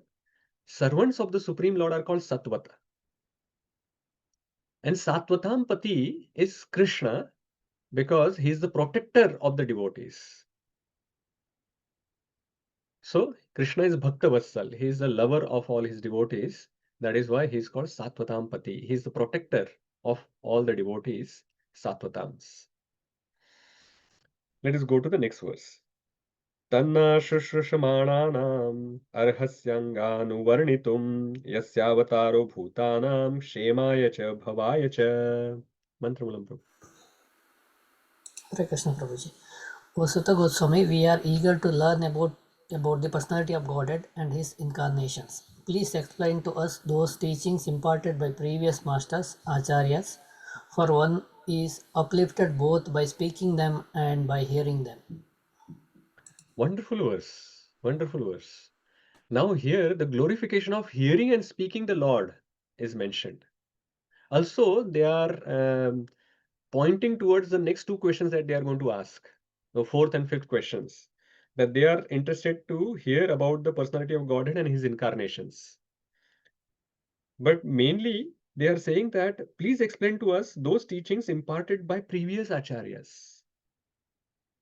For one is uplifted by both speaking them and by hearing them. So they are mentioning that not only that we are going to get benefited by hearing what you are speaking, but by speaking you are also going to be benefited. So it is not a waste of time for you. So both hearing and speaking about the Lord is uplifting. But Srila Prabhupada mentions in the purport what should be the qualification for uplifting those speakers and those who are listeners. So those who are hearing, the audience has to be sincere and eager to hear. So these two qualifications Srila Prabhupada has mentioned. That those who are trying to hear, if they want to get uplifted, they has to be sincere and eager to hear. Sincere means hearing and assimilating and implementing in their life. Otherwise, that is not sincere hearing. You are just hearing from one ear and that is passing from the other ear. You are not taking anything into your heart and you are not implementing in your life, then you are not sincere. So hearing has to be sincere and you have to be eager. Eagerness is required because then you will be able to absorb more and more. If the sponge which is empty, then you can absorb some water. If you are eager, then the empty sponge is actually eager to absorb the water. But if you are always full in ourselves that, oh, I already know this, then we are not eager to hear. And then we will not be able to absorb anything. So the hearing, if you want to get uplifted, we have to be sincere and we have to be eager to hear. And the speaker must be in the line of disciplic succession. So you can see that in this particular conversation or all the conversation in Srimad Bhagavatam, this is true. Like in Suta Goswami and the sages, these devotees or the sages are very eager to hear, they are sincere. And the speaker is coming in the disciplic succession. Shukadeva Goswami and Parikshit Maharaj, same thing. Parikshit Maharaj is very eager to hear, he is very sincere, and Shukadeva Goswami is also bona fide. Narad Muni Yudhishthir Maharaj. So many conversations which are there. All places you can see that these two things are there, and that is why their conversation is meaningful. And we can see that those who are hearing as well as speaking are progressing further. So this verse actually glorifies the process of hearing and speaking about the Lord. Next verse is glorifying the chanting of the holy name. Which verse is that? 14. Apanna samsmritim ghoram yannam vivasho grunan tatah sadyo vimuccheta yad bibheti swayam bhayam. Yes, Gauchandra Prabhu and Mataji. Living beings who are entangled in the complicated meshes of birth and death can be freed immediately by even unconsciously chanting the holy name of Krishna, which is feared by fear personified. Sorry, feared by. Thank you, Mataji. So chanting of the Lord's name is glorified here. So hearing and speaking was glorified in the previous verse. Now the sages are saying, even by unconsciously chanting Lord's name, one gets freed from the cycle of birth and death. And of course, in the Canto 6, we are going to get an example for this. Example of Ajamila is going to come, where he just unconsciously took Lord's name and then he still got benefited. He got freed from the cycle of birth and death. So what to speak of consciously speaking? Even if unconsciously you take the name of the Lord, you get such a benefit. If you consciously actually taking Krishna's name, then how much more benefit we will get? Even fear personified is fearful of the Lord Krishna. So in any difficult situation, if you remember Lord Shri Krishna, all of these fears will go away. It is mentioned, like in Chaitanya Charitamrita, this verse comes, Nama Chintamani Krishna Chaitanya Rasa Vigraha Purna Shuddho Nitya Mukto Abhinnatvam Nama Naminaha. So Abhinnatvam Nama Namina. So Krishna and his name are same. They are absolute. It is not that Krishna's name is less powerful or less potent than Krishna, because they are the same. The same potency exists in the name of Krishna also. So Krishna is all powerful. His name is all powerful. Krishna is omniscient, like he knows everything. So Krishna's holy name is also omniscient. Holy name knows what is happening everywhere. So chanting of the Lord's name is amazing. So that is why chanting of the Lord's name is glorified. Now another glorification is coming for the devotees of the Lord in the next verse, 15th. Yat pada samshraya suta munaya prashamayanaha sadhya punantyupappa pasprushtaha swardhunya ponusevaya. Who hasn't spoken before? Not okay. All of you have done. So let's go with Mukesh Prabhu, then Pamendra Prabhu, and then who was the next? Shivani Mataji. O Suta, those great sages who've completely taken shelter of the lotus feet of the Lord can at once sanctify those who come in touch with them, whereas the water of the Ganges can sanctify only after prolonged use. Isn't that amazing? It is mentioned that the devotees of the Lord are even more powerful than the river Ganga. Now we all know that river Ganga is very purifying. That anyone who takes bath in Mother Ganga, then they will become purified. But what is mentioned here? That Ganges purify one after prolonged use. But anyone who comes in contact with the devotee, they purify them instantaneously, immediately. So that is why the devotees have more purifying potency than even river Ganga. And Srila Prabhupada explains that the devotees are taking shelter at the lotus feet. The pure devotees, they have taken shelter at the lotus feet of the Lord. And that is why when you take shelter of the pure devotees, it is equivalent to taking shelter at the lotus feet of the Lord. And then Srila Prabhupada explains in the purport, he also mentions about the word Prabhupad, Vishnupad. So he says that Prabhupada, Vishnupad indicate that such devotees are representatives of the lotus feet of the Lord. Pad means the lotus feet. So these pure devotees are at the as serving at the lotus feet of the Lord.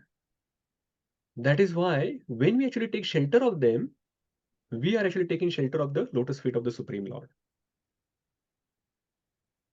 And the disciples should treat or honor such devotees as good as the Supreme Lord, because they are at the lotus feet. So if you are actually if you are not honoring them, then that means you are not honoring the lotus feet of the Lord. And if you honor the devotees, then you are honoring the lotus feet of the Lord. But the guru, the spiritual master, don't consider them as good as God. They consider themselves as the servant of the God. So the disciple should consider the guru and honor them as good as God, whereas the guru considers them as the servant of the Lord. That should be the guru's mood. So we have seen hearing and speaking is glorified, then the holy name was glorified, then the pure devotees who are speaking this katha is glorified. Now Krishna katha itself is glorified in the next verse, 16th. Ko va bhagavatastasya punyashlokadya karmanah shuddhikamo na shrunuyad yasha kalimalapaham. Is there desiring deliverance from the vice of the age of coral, who is not willing to hear the virtuous glories of the Lord? So who's there desiring deliverance? Anyone here who's not interested in deliverance from this Kali Yuga, vices of the Kali Yuga, all these disqualifications that we mentioned earlier? Anyone who's interested in getting rid of all these vices, it is mentioned that simple processes, we have to just hear the glories of the Lord. So Krishna Katha can purify us from the effects of the Kali Yuga, and it will make us purified. So that is the glories of Krishna Katha. So here it is mentioned how to become free from vices of Kali Yuga. All of this glorification which is mentioned in the last 3-4 verses. How we can do that? By hearing and speaking Krishna Katha. So by that, the effect of the Kali Yuga which were mentioned in the previous verse, they will go away. They will free us up. So by hearing and speaking Krishna Katha, by chanting his name, Lord's name, by associating with his pure devotees. So hearing and chanting in association of the pure devotees, that will help us. So that is how we can become free from the vices of this Kali Yuga's problem. Later on as well, Suta Goswami is also going to give the same this. Remember, these verses are not even spoken by Suta Goswami. Shaunakadi rishis are asking question. They already know all of this. And then Suta Goswami confirms this. Nashta prayeshu abhadreshu nityam bhagavata sevaya bhagavate uttama shloke bhaktir bhavati naishtiki. He says that nashta prayeshu abhadreshu. Whatever is there, which is there in our heart, abhadra things which are there in heart, all these vices of Kali Yuga, they will almost always go away by nityam bhagavata sevaya. Bhagavata can be two. The book Bhagavata, which is Srimad Bhagavatam, and the person Bhagavata, which is the pure devotee of the Lord. By serving a devotee and serving Srimad Bhagavatam, all of these vices will go away. So that is what is mentioned. And then after speaking all of this, the glories of Krishna Katha and hearing it from the pure devotees, then they ask that tell us about the Krishna Katha. So the next two questions are about Krishna Katha. That's why they have done this introduction or some verses have come here, and then they are actually asking about tell us about the Leela avatars and Purusha avatars of the Supreme Lord. So we'll read the next two verses. तस्य कर्माण्युदाराणि परिगीतानि सूरिभिः ब्रूहिणा श्रद्धधानानां लीलया Dutta कलः. Hare Krishna, And the next Prabhuji. one, Yes. just a minute. अथाख्या हि हरेर्धीमन् अवतार कथा शुभा लीला विदधता स्वैरम ईश्वरस्यात्म मायया. You can read both the translation. Okay, And Shivas Prabhuji. Pandit Prabhu, you can do the next one. His transcendental acts are magnificent and gracious, and great learned sages like Narad sing of them. Please, therefore, speak to us who are eager to hear about the adventures he performs in his various incarnations. O wise Sut, please narrate to us the transcendental pastimes of the Supreme Godhead's multi incarnations. Such auspicious adventures and pastimes of the Lord, the Supreme Controller, are performed by his internal powers. Hare Krishna, Prabhuji. Hare Krishna. Thank you, Mataji. So the three questions have been asked. The fourth and fifth questions are coming here. So the fourth question came in the 17th verse, which was, what acts did Lord perform in the relationship to creating the material world? Now, if you actually read this question and read this translation of 17, we say, "Arey, how come this question is this question?" So our acharyas, that's why we require the acharya's commentary. So acharyas are saying that specifically it is mentioned about kala in the 17th verse. Kala means first is amsha and then kala. Amsha means plenary portion of the Lord, and the kala means the part of the plenary portion of the Lord, which are referring to the Purushavatas, which are Karanodakshaya Vishnu, Garbhodakshaya Vishnu, and Shirodakshaya Vishnu. So all of these avatars which have come, Purusha avatars, what kind of activities they have done? What leelas they have done? So those leelas they are asking about. So in the 17th verse. And in the 18th verse, specifically Avatar Katha has been mentioned, which is the incarnations, Leela avatars. So what are the activities of the incarnations of the Lord? So Leela avatars and Purusha avatars. So please explain the activities of the Purusha avatars and please explain the activities of the Leela avatars. That is why repeatedly in Srimad Bhagavatam, this creation is explained. The second canto specifically focuses quite a lot on the creation.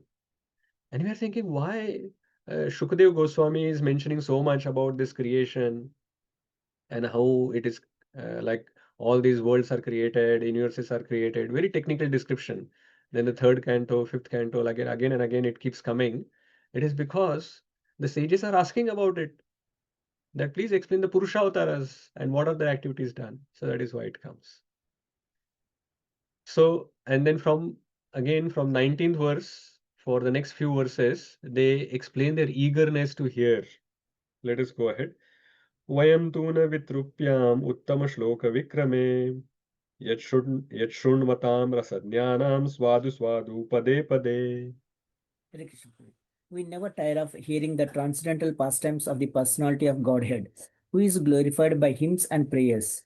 Those who have developed a taste for transcendental relationships with him relish hearing of his pastimes at every moment. Yeah, thank you, Prabhuji. So they are explaining their eagerness. Swadu swadu pade pade. We are actually very eager to hear. Please keep coming. Like you speak. And it is mentioned that we never tire of hearing Krishna Katha. And Srila Prabhupada mentioned why that happens. He says that matter is static, but the spirit is not static, spirit is dynamic. So if you hear something material, it is static. If there is some material story, then you hear once, even if it's a suspense story, once you know the suspense, it is finished. Or once you hear the story once, you don't want to actually hear that again, because there is nothing else. We have already heard it. We already know. But Lord's pastimes are not like that, because the Lord is dynamic. When we actually read Srimad Bhagavatam once or Bhagavad Gita once, we get a particular understanding. But when we read it again, we get actually further understanding. And Srila Prabhupada mentions in this purport or the next one somewhere that you get, here in this verse itself, he says, for example, anyone may read Bhagavad Gita or the Srimad Bhagavatam repeatedly throughout his whole life and yet find in them new light of information. So because it is dynamic, when we read more and more, we read further and further. We understand further and further. We get more and more realizations from it. And we never get bored from it. So whole life, it is not that Bhagavatam or Chaitanya Charitamrita or Bhagavad Gita is that I have done, I have read it, finished. No, you can read it again. And then you will get purified again, you will get more realizations. Next verse. कृतवान् किल कर्माणि सह रामेण केशवः अतिमर्त्यानि भगवान् गूढकपटमानुषः. Shivas Pandit Prabhu, now Mataji wants to read. Okay, go ahead. And then Mukesh Prabhu and then Pamendra Prabhu can. Hare Krishna Prabhuji. Lord Shri Krishna, the personality of Godhead, along with Balarama, played like a human being, and so masked, he performed many superhuman acts. Hare Krishna. Yes, thank you, Mataji. So here Ramena Keshavaman is said. Ramena means it is referring as Balaram. So Krishna and Balaram appeared like human beings. But wearing such a mask of like a human being, they did so many superhuman acts. So we want to hear about what Krishna and Balaram, all these activities they have performed. Verse number 21. Kalim agatam adnyaya kshetrasmin vaishnave vayam asina dirgha satrena kathayam sakshana hare. Knowing well that the age of Kali has already begun, we are assembled here in this holy place to hear at great length the transcendental message of Godhead and in this way perform sacrifice. See this? In this verse, they are saying that we want to hear this. Dirgha Satrena. They don't want it in a brief. Even though they have asked for essence, but that essence and the kathas, they want Dirgha Satrena. Please explain it elaborately. Don't give us that some other knowledge, like don't give us the knowledge of Karma Kanda or Karma Yoga or whatever. The essence, as Suta Goswami is going to say, Bhakti is the essence. So you give us that knowledge of Bhakti, but give it in Dirgha Satrena. Great length. We are not in rush. So great length, you tell us, and that is the way we want to perform sacrifice. So they have acknowledged that not only the fire sacrifice that they are doing, that is sacrifice. This way we want to now do the fire sacrifice, our sacrifice. That is the yajna that they want to do now by hearing it in great detail. So they are ready to hear now another 1,000 years, even if that goes for 1,000 years. So we can learn from the sages that just like they are ready to hear it at great length, we should take Srimad Bhagavatam and Chaitanya Charitamrita, Bhagavad Gita into our life every day, Nityam Bhagavata Sevaya. And we can do at least 1 hour of reading or hearing. But even if you cannot do 1 hour, at least minimum, absolutely minimum is minimum 15 minutes. Every day you can do reading. And you will be surprised, even if you read 15 minutes every day, so many books you can read. In just 1 or 2 years, you will see if you take small books, you will read so many books of Srila Prabhupada. And if you take Bhagavad Gita, you can also still complete Bhagavad Gita. If you take just 2 verses a day, in 1 year you would have finished the Bhagavad Gita reading.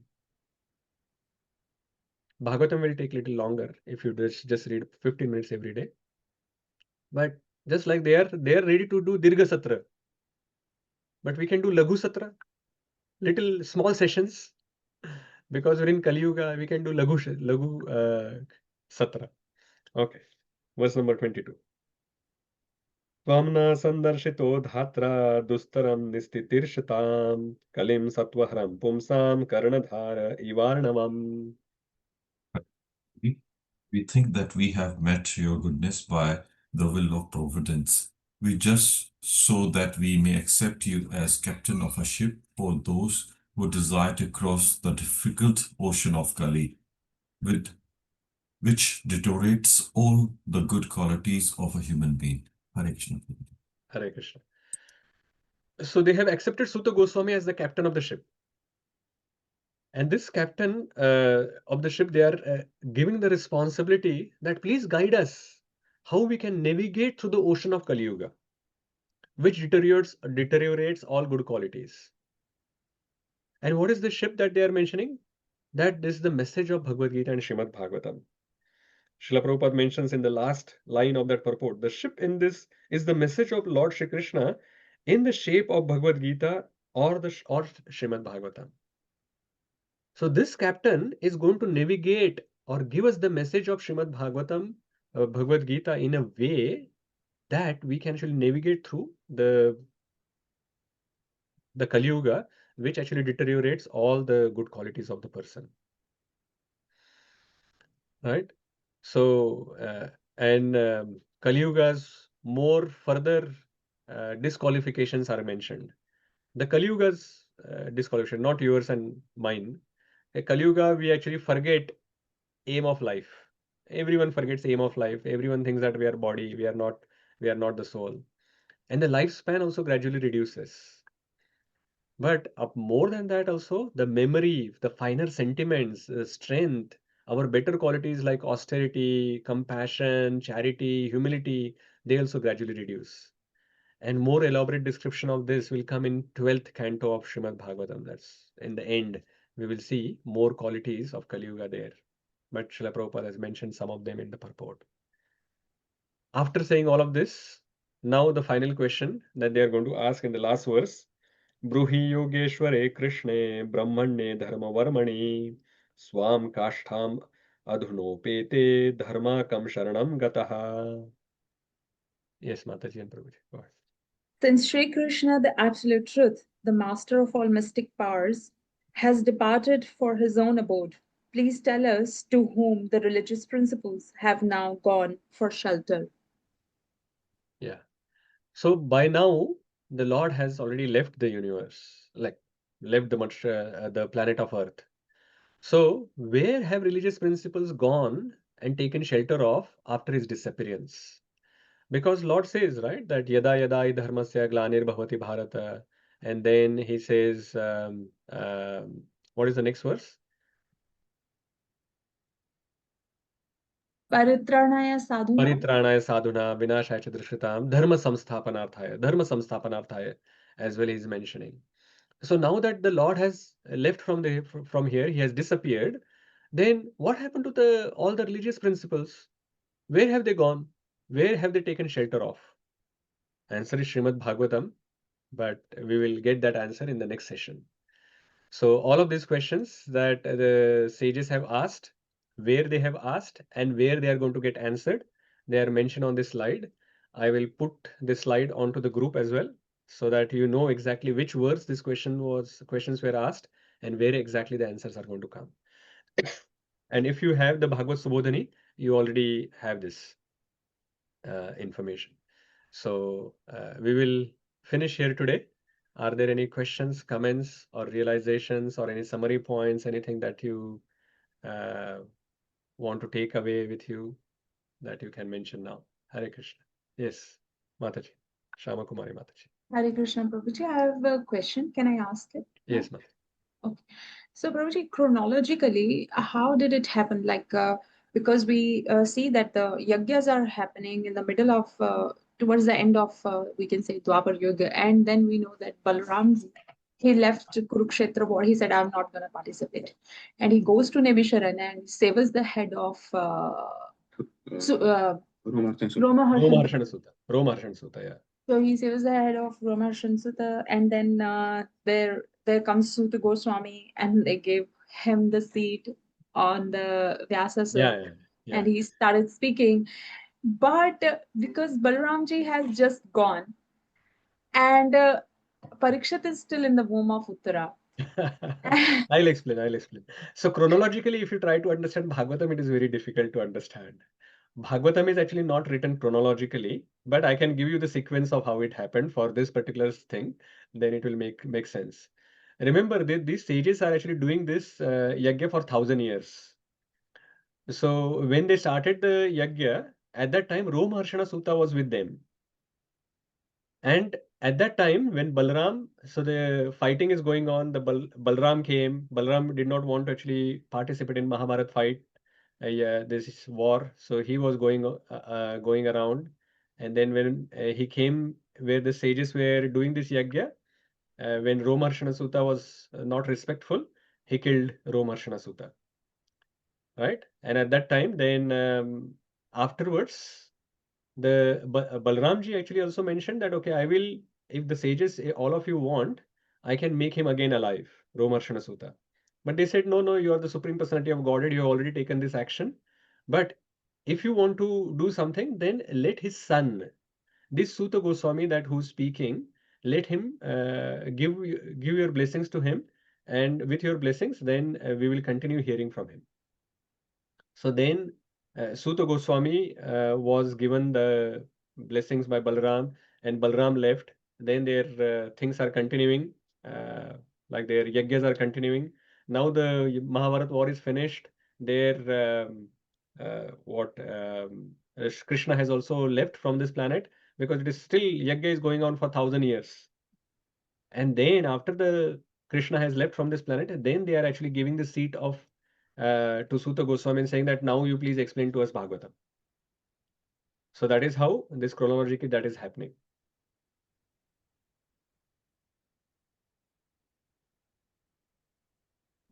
Sorry, Prabhuji. Yeah, so basically, if Suta Goswami was there only, and he was given Vyasasan, then when did he go there and then came back and then to listen to Bhagavatam? He has to be there where all the sages are assembled, where Shukadev Goswami is giving Bhagavatam to Parikshit Maharaj. So he would have definitely gone there and heard Mataji. Okay.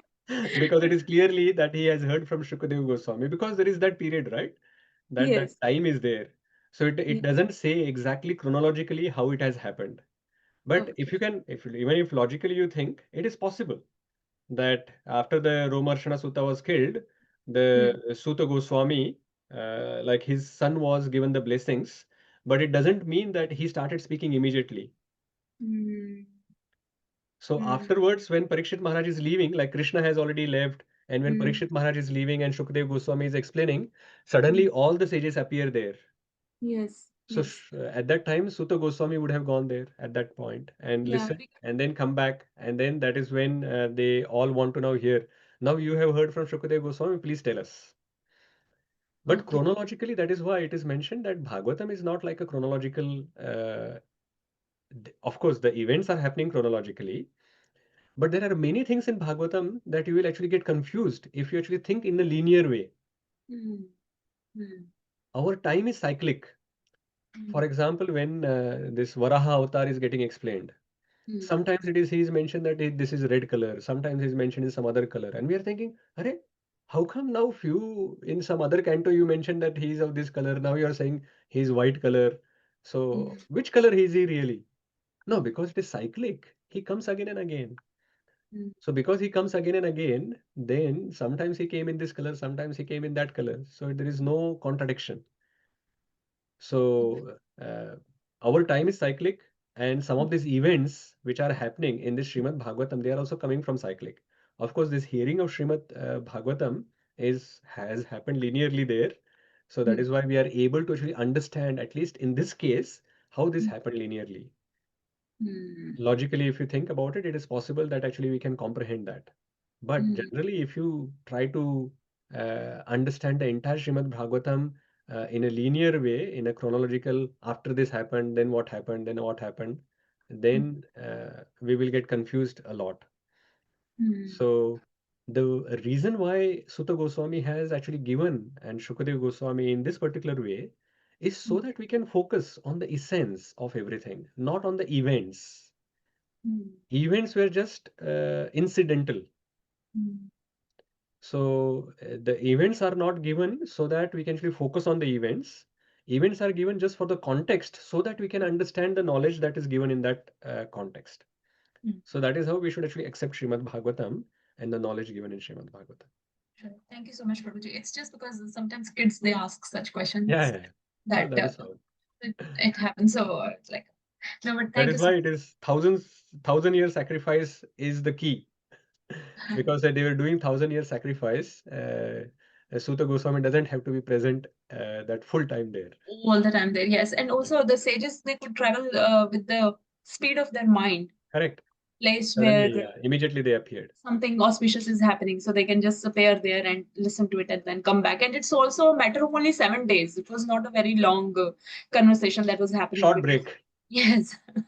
Okay, Prabhuji. That's Short break would have taken in 1,000 years just to go and hear and come back. Okay. Yes, Prabhuji. Thank you. I think Darshan Prabhu has a question. No, I haven't. No? No. Okay. No, that's fine. Okay, Hare Krishna. And then Komal Mataji. Hare Krishna, Prabhuji. Thank you so much for the wonderful lecture. Prabhuji, I have a question on text 15, where in the purport it has mentioned, in Bhagavad Gita, it is said that any person, regardless of birth, as Shudra, woman, or merchant, can take shelter of lotus feet of the Lord.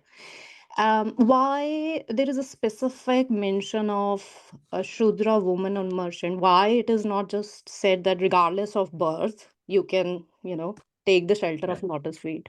No, no, good question. So actually, in the Vedic times, the Varnashram, actually all these, whether you are a Brahmana, Kshatriya, Vaishya, or Shudra, they are assigned to men. So the Shudra, when they are referring to a man. Okay. And that is why they have to specifically say woman as well. So the man is covered in the Shudra word, but the woman was not covered. So that is why woman is also is covered. And or merchant means Vaishya. So Vaishya or Shudra, which are for referring to the men, and then women are separately covered in that. Is that okay? Okay. Thank you. Anything else? Are there any other summary points, realizations, or comments anyone has? Yes, Surananda Prabhu. Hare Krishna Prabhuji, nice lecture. Prabhuji, I wanted to take this point. In Kali Yuga, people think that, okay, the new generation has got more intelligence, more IQ, so many things. But as it is clearly mentioned here, it is misguided, misinterpreted. So we have so many negative qualities. We are just covering that, not revealing and just showing off something different. Yeah. Yeah. And it is going to degrade as well further. Yes, sir. Yeah, because actually, most of the time when people actually look at something, they are talking about the material intelligence.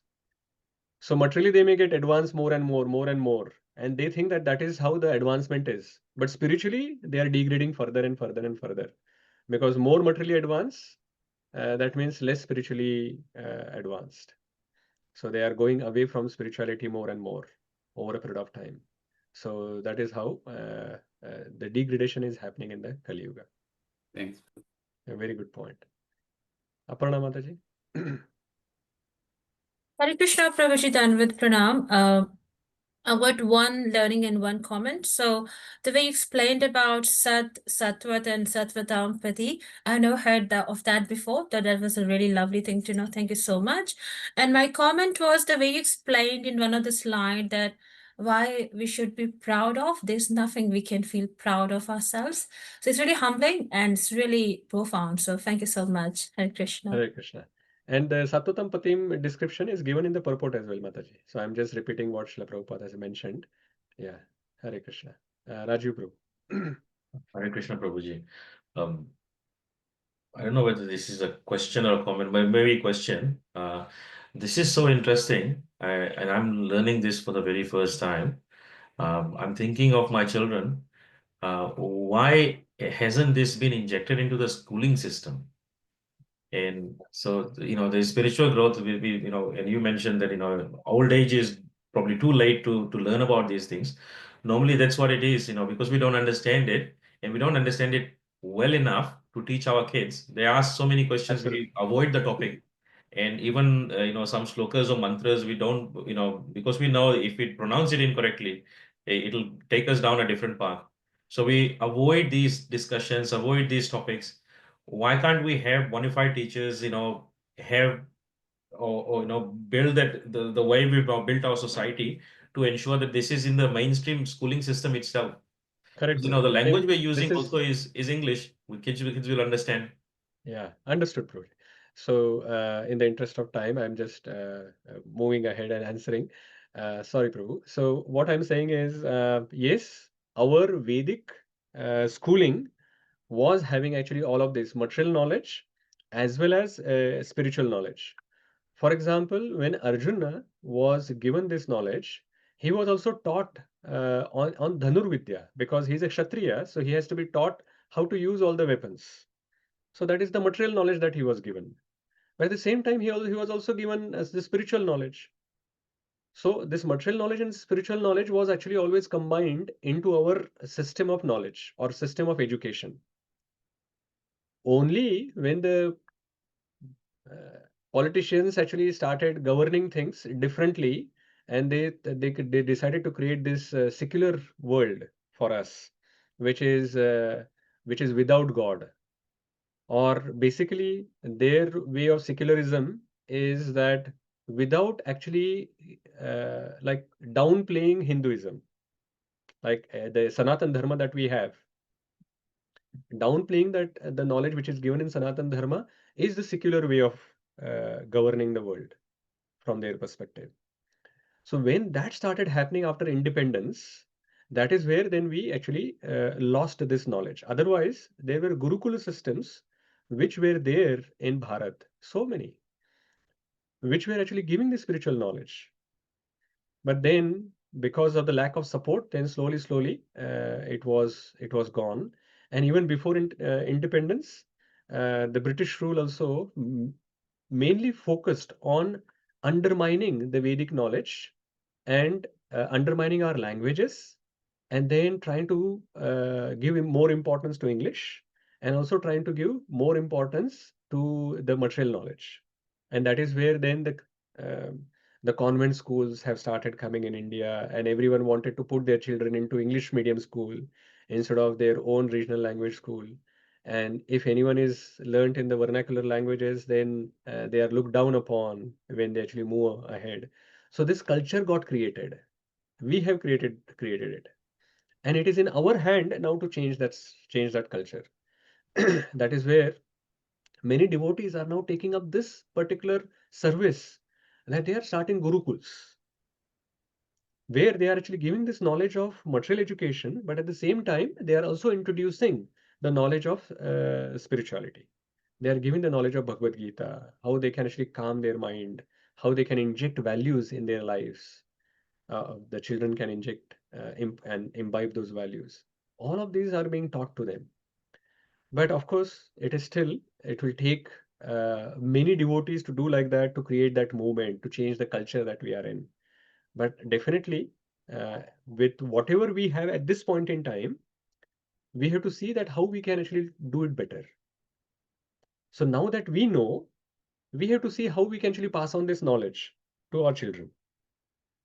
And you have done very good. You are bringing your children, Prabhu, to the Journey of Self-Discovery programs as well. They are listening to the adult session. They are not just sitting there. They are asking questions. They are getting involved in the discussions.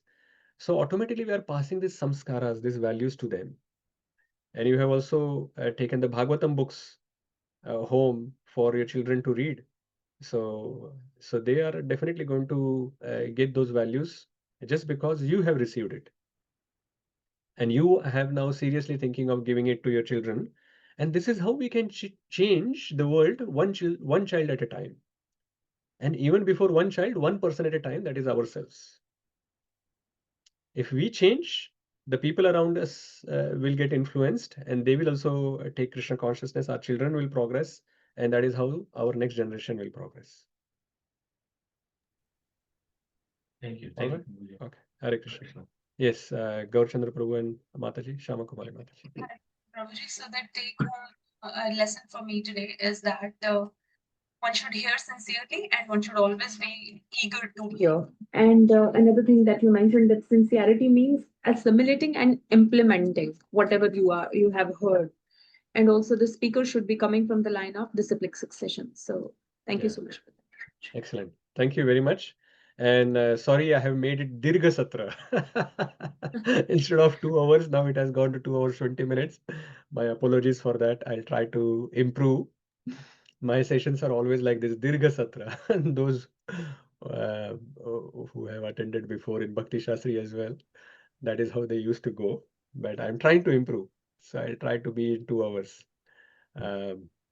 next time, hopefully. Next session is even more difficult to complete in 2 hours, because the second chapter is where Suta Goswami starts speaking, and he answers almost all these questions. And there is this specific dharma series which comes, which is very important in the second chapter of. It is the essence of all the Bhagavatam given in the second chapter of Bhagavatam. But we'll see how it goes. Our aim is going to be completing one chapter in one session. So we'll try to do the second chapter. There are quite a lot of 34 verses in second chapter the next week. All right. I think we'll pause here, Raju Prabhu. If you have some question or comments, you can just let me know afterwards. Or is it very brief? Very brief, Prabhuji. It was on timing itself and delivering of the lecture. If everyone's, I know there's a schedule to keep, but if we don't mind, stretching it, we could do half a chapter every week. I don't mind doing that. We can deepen them.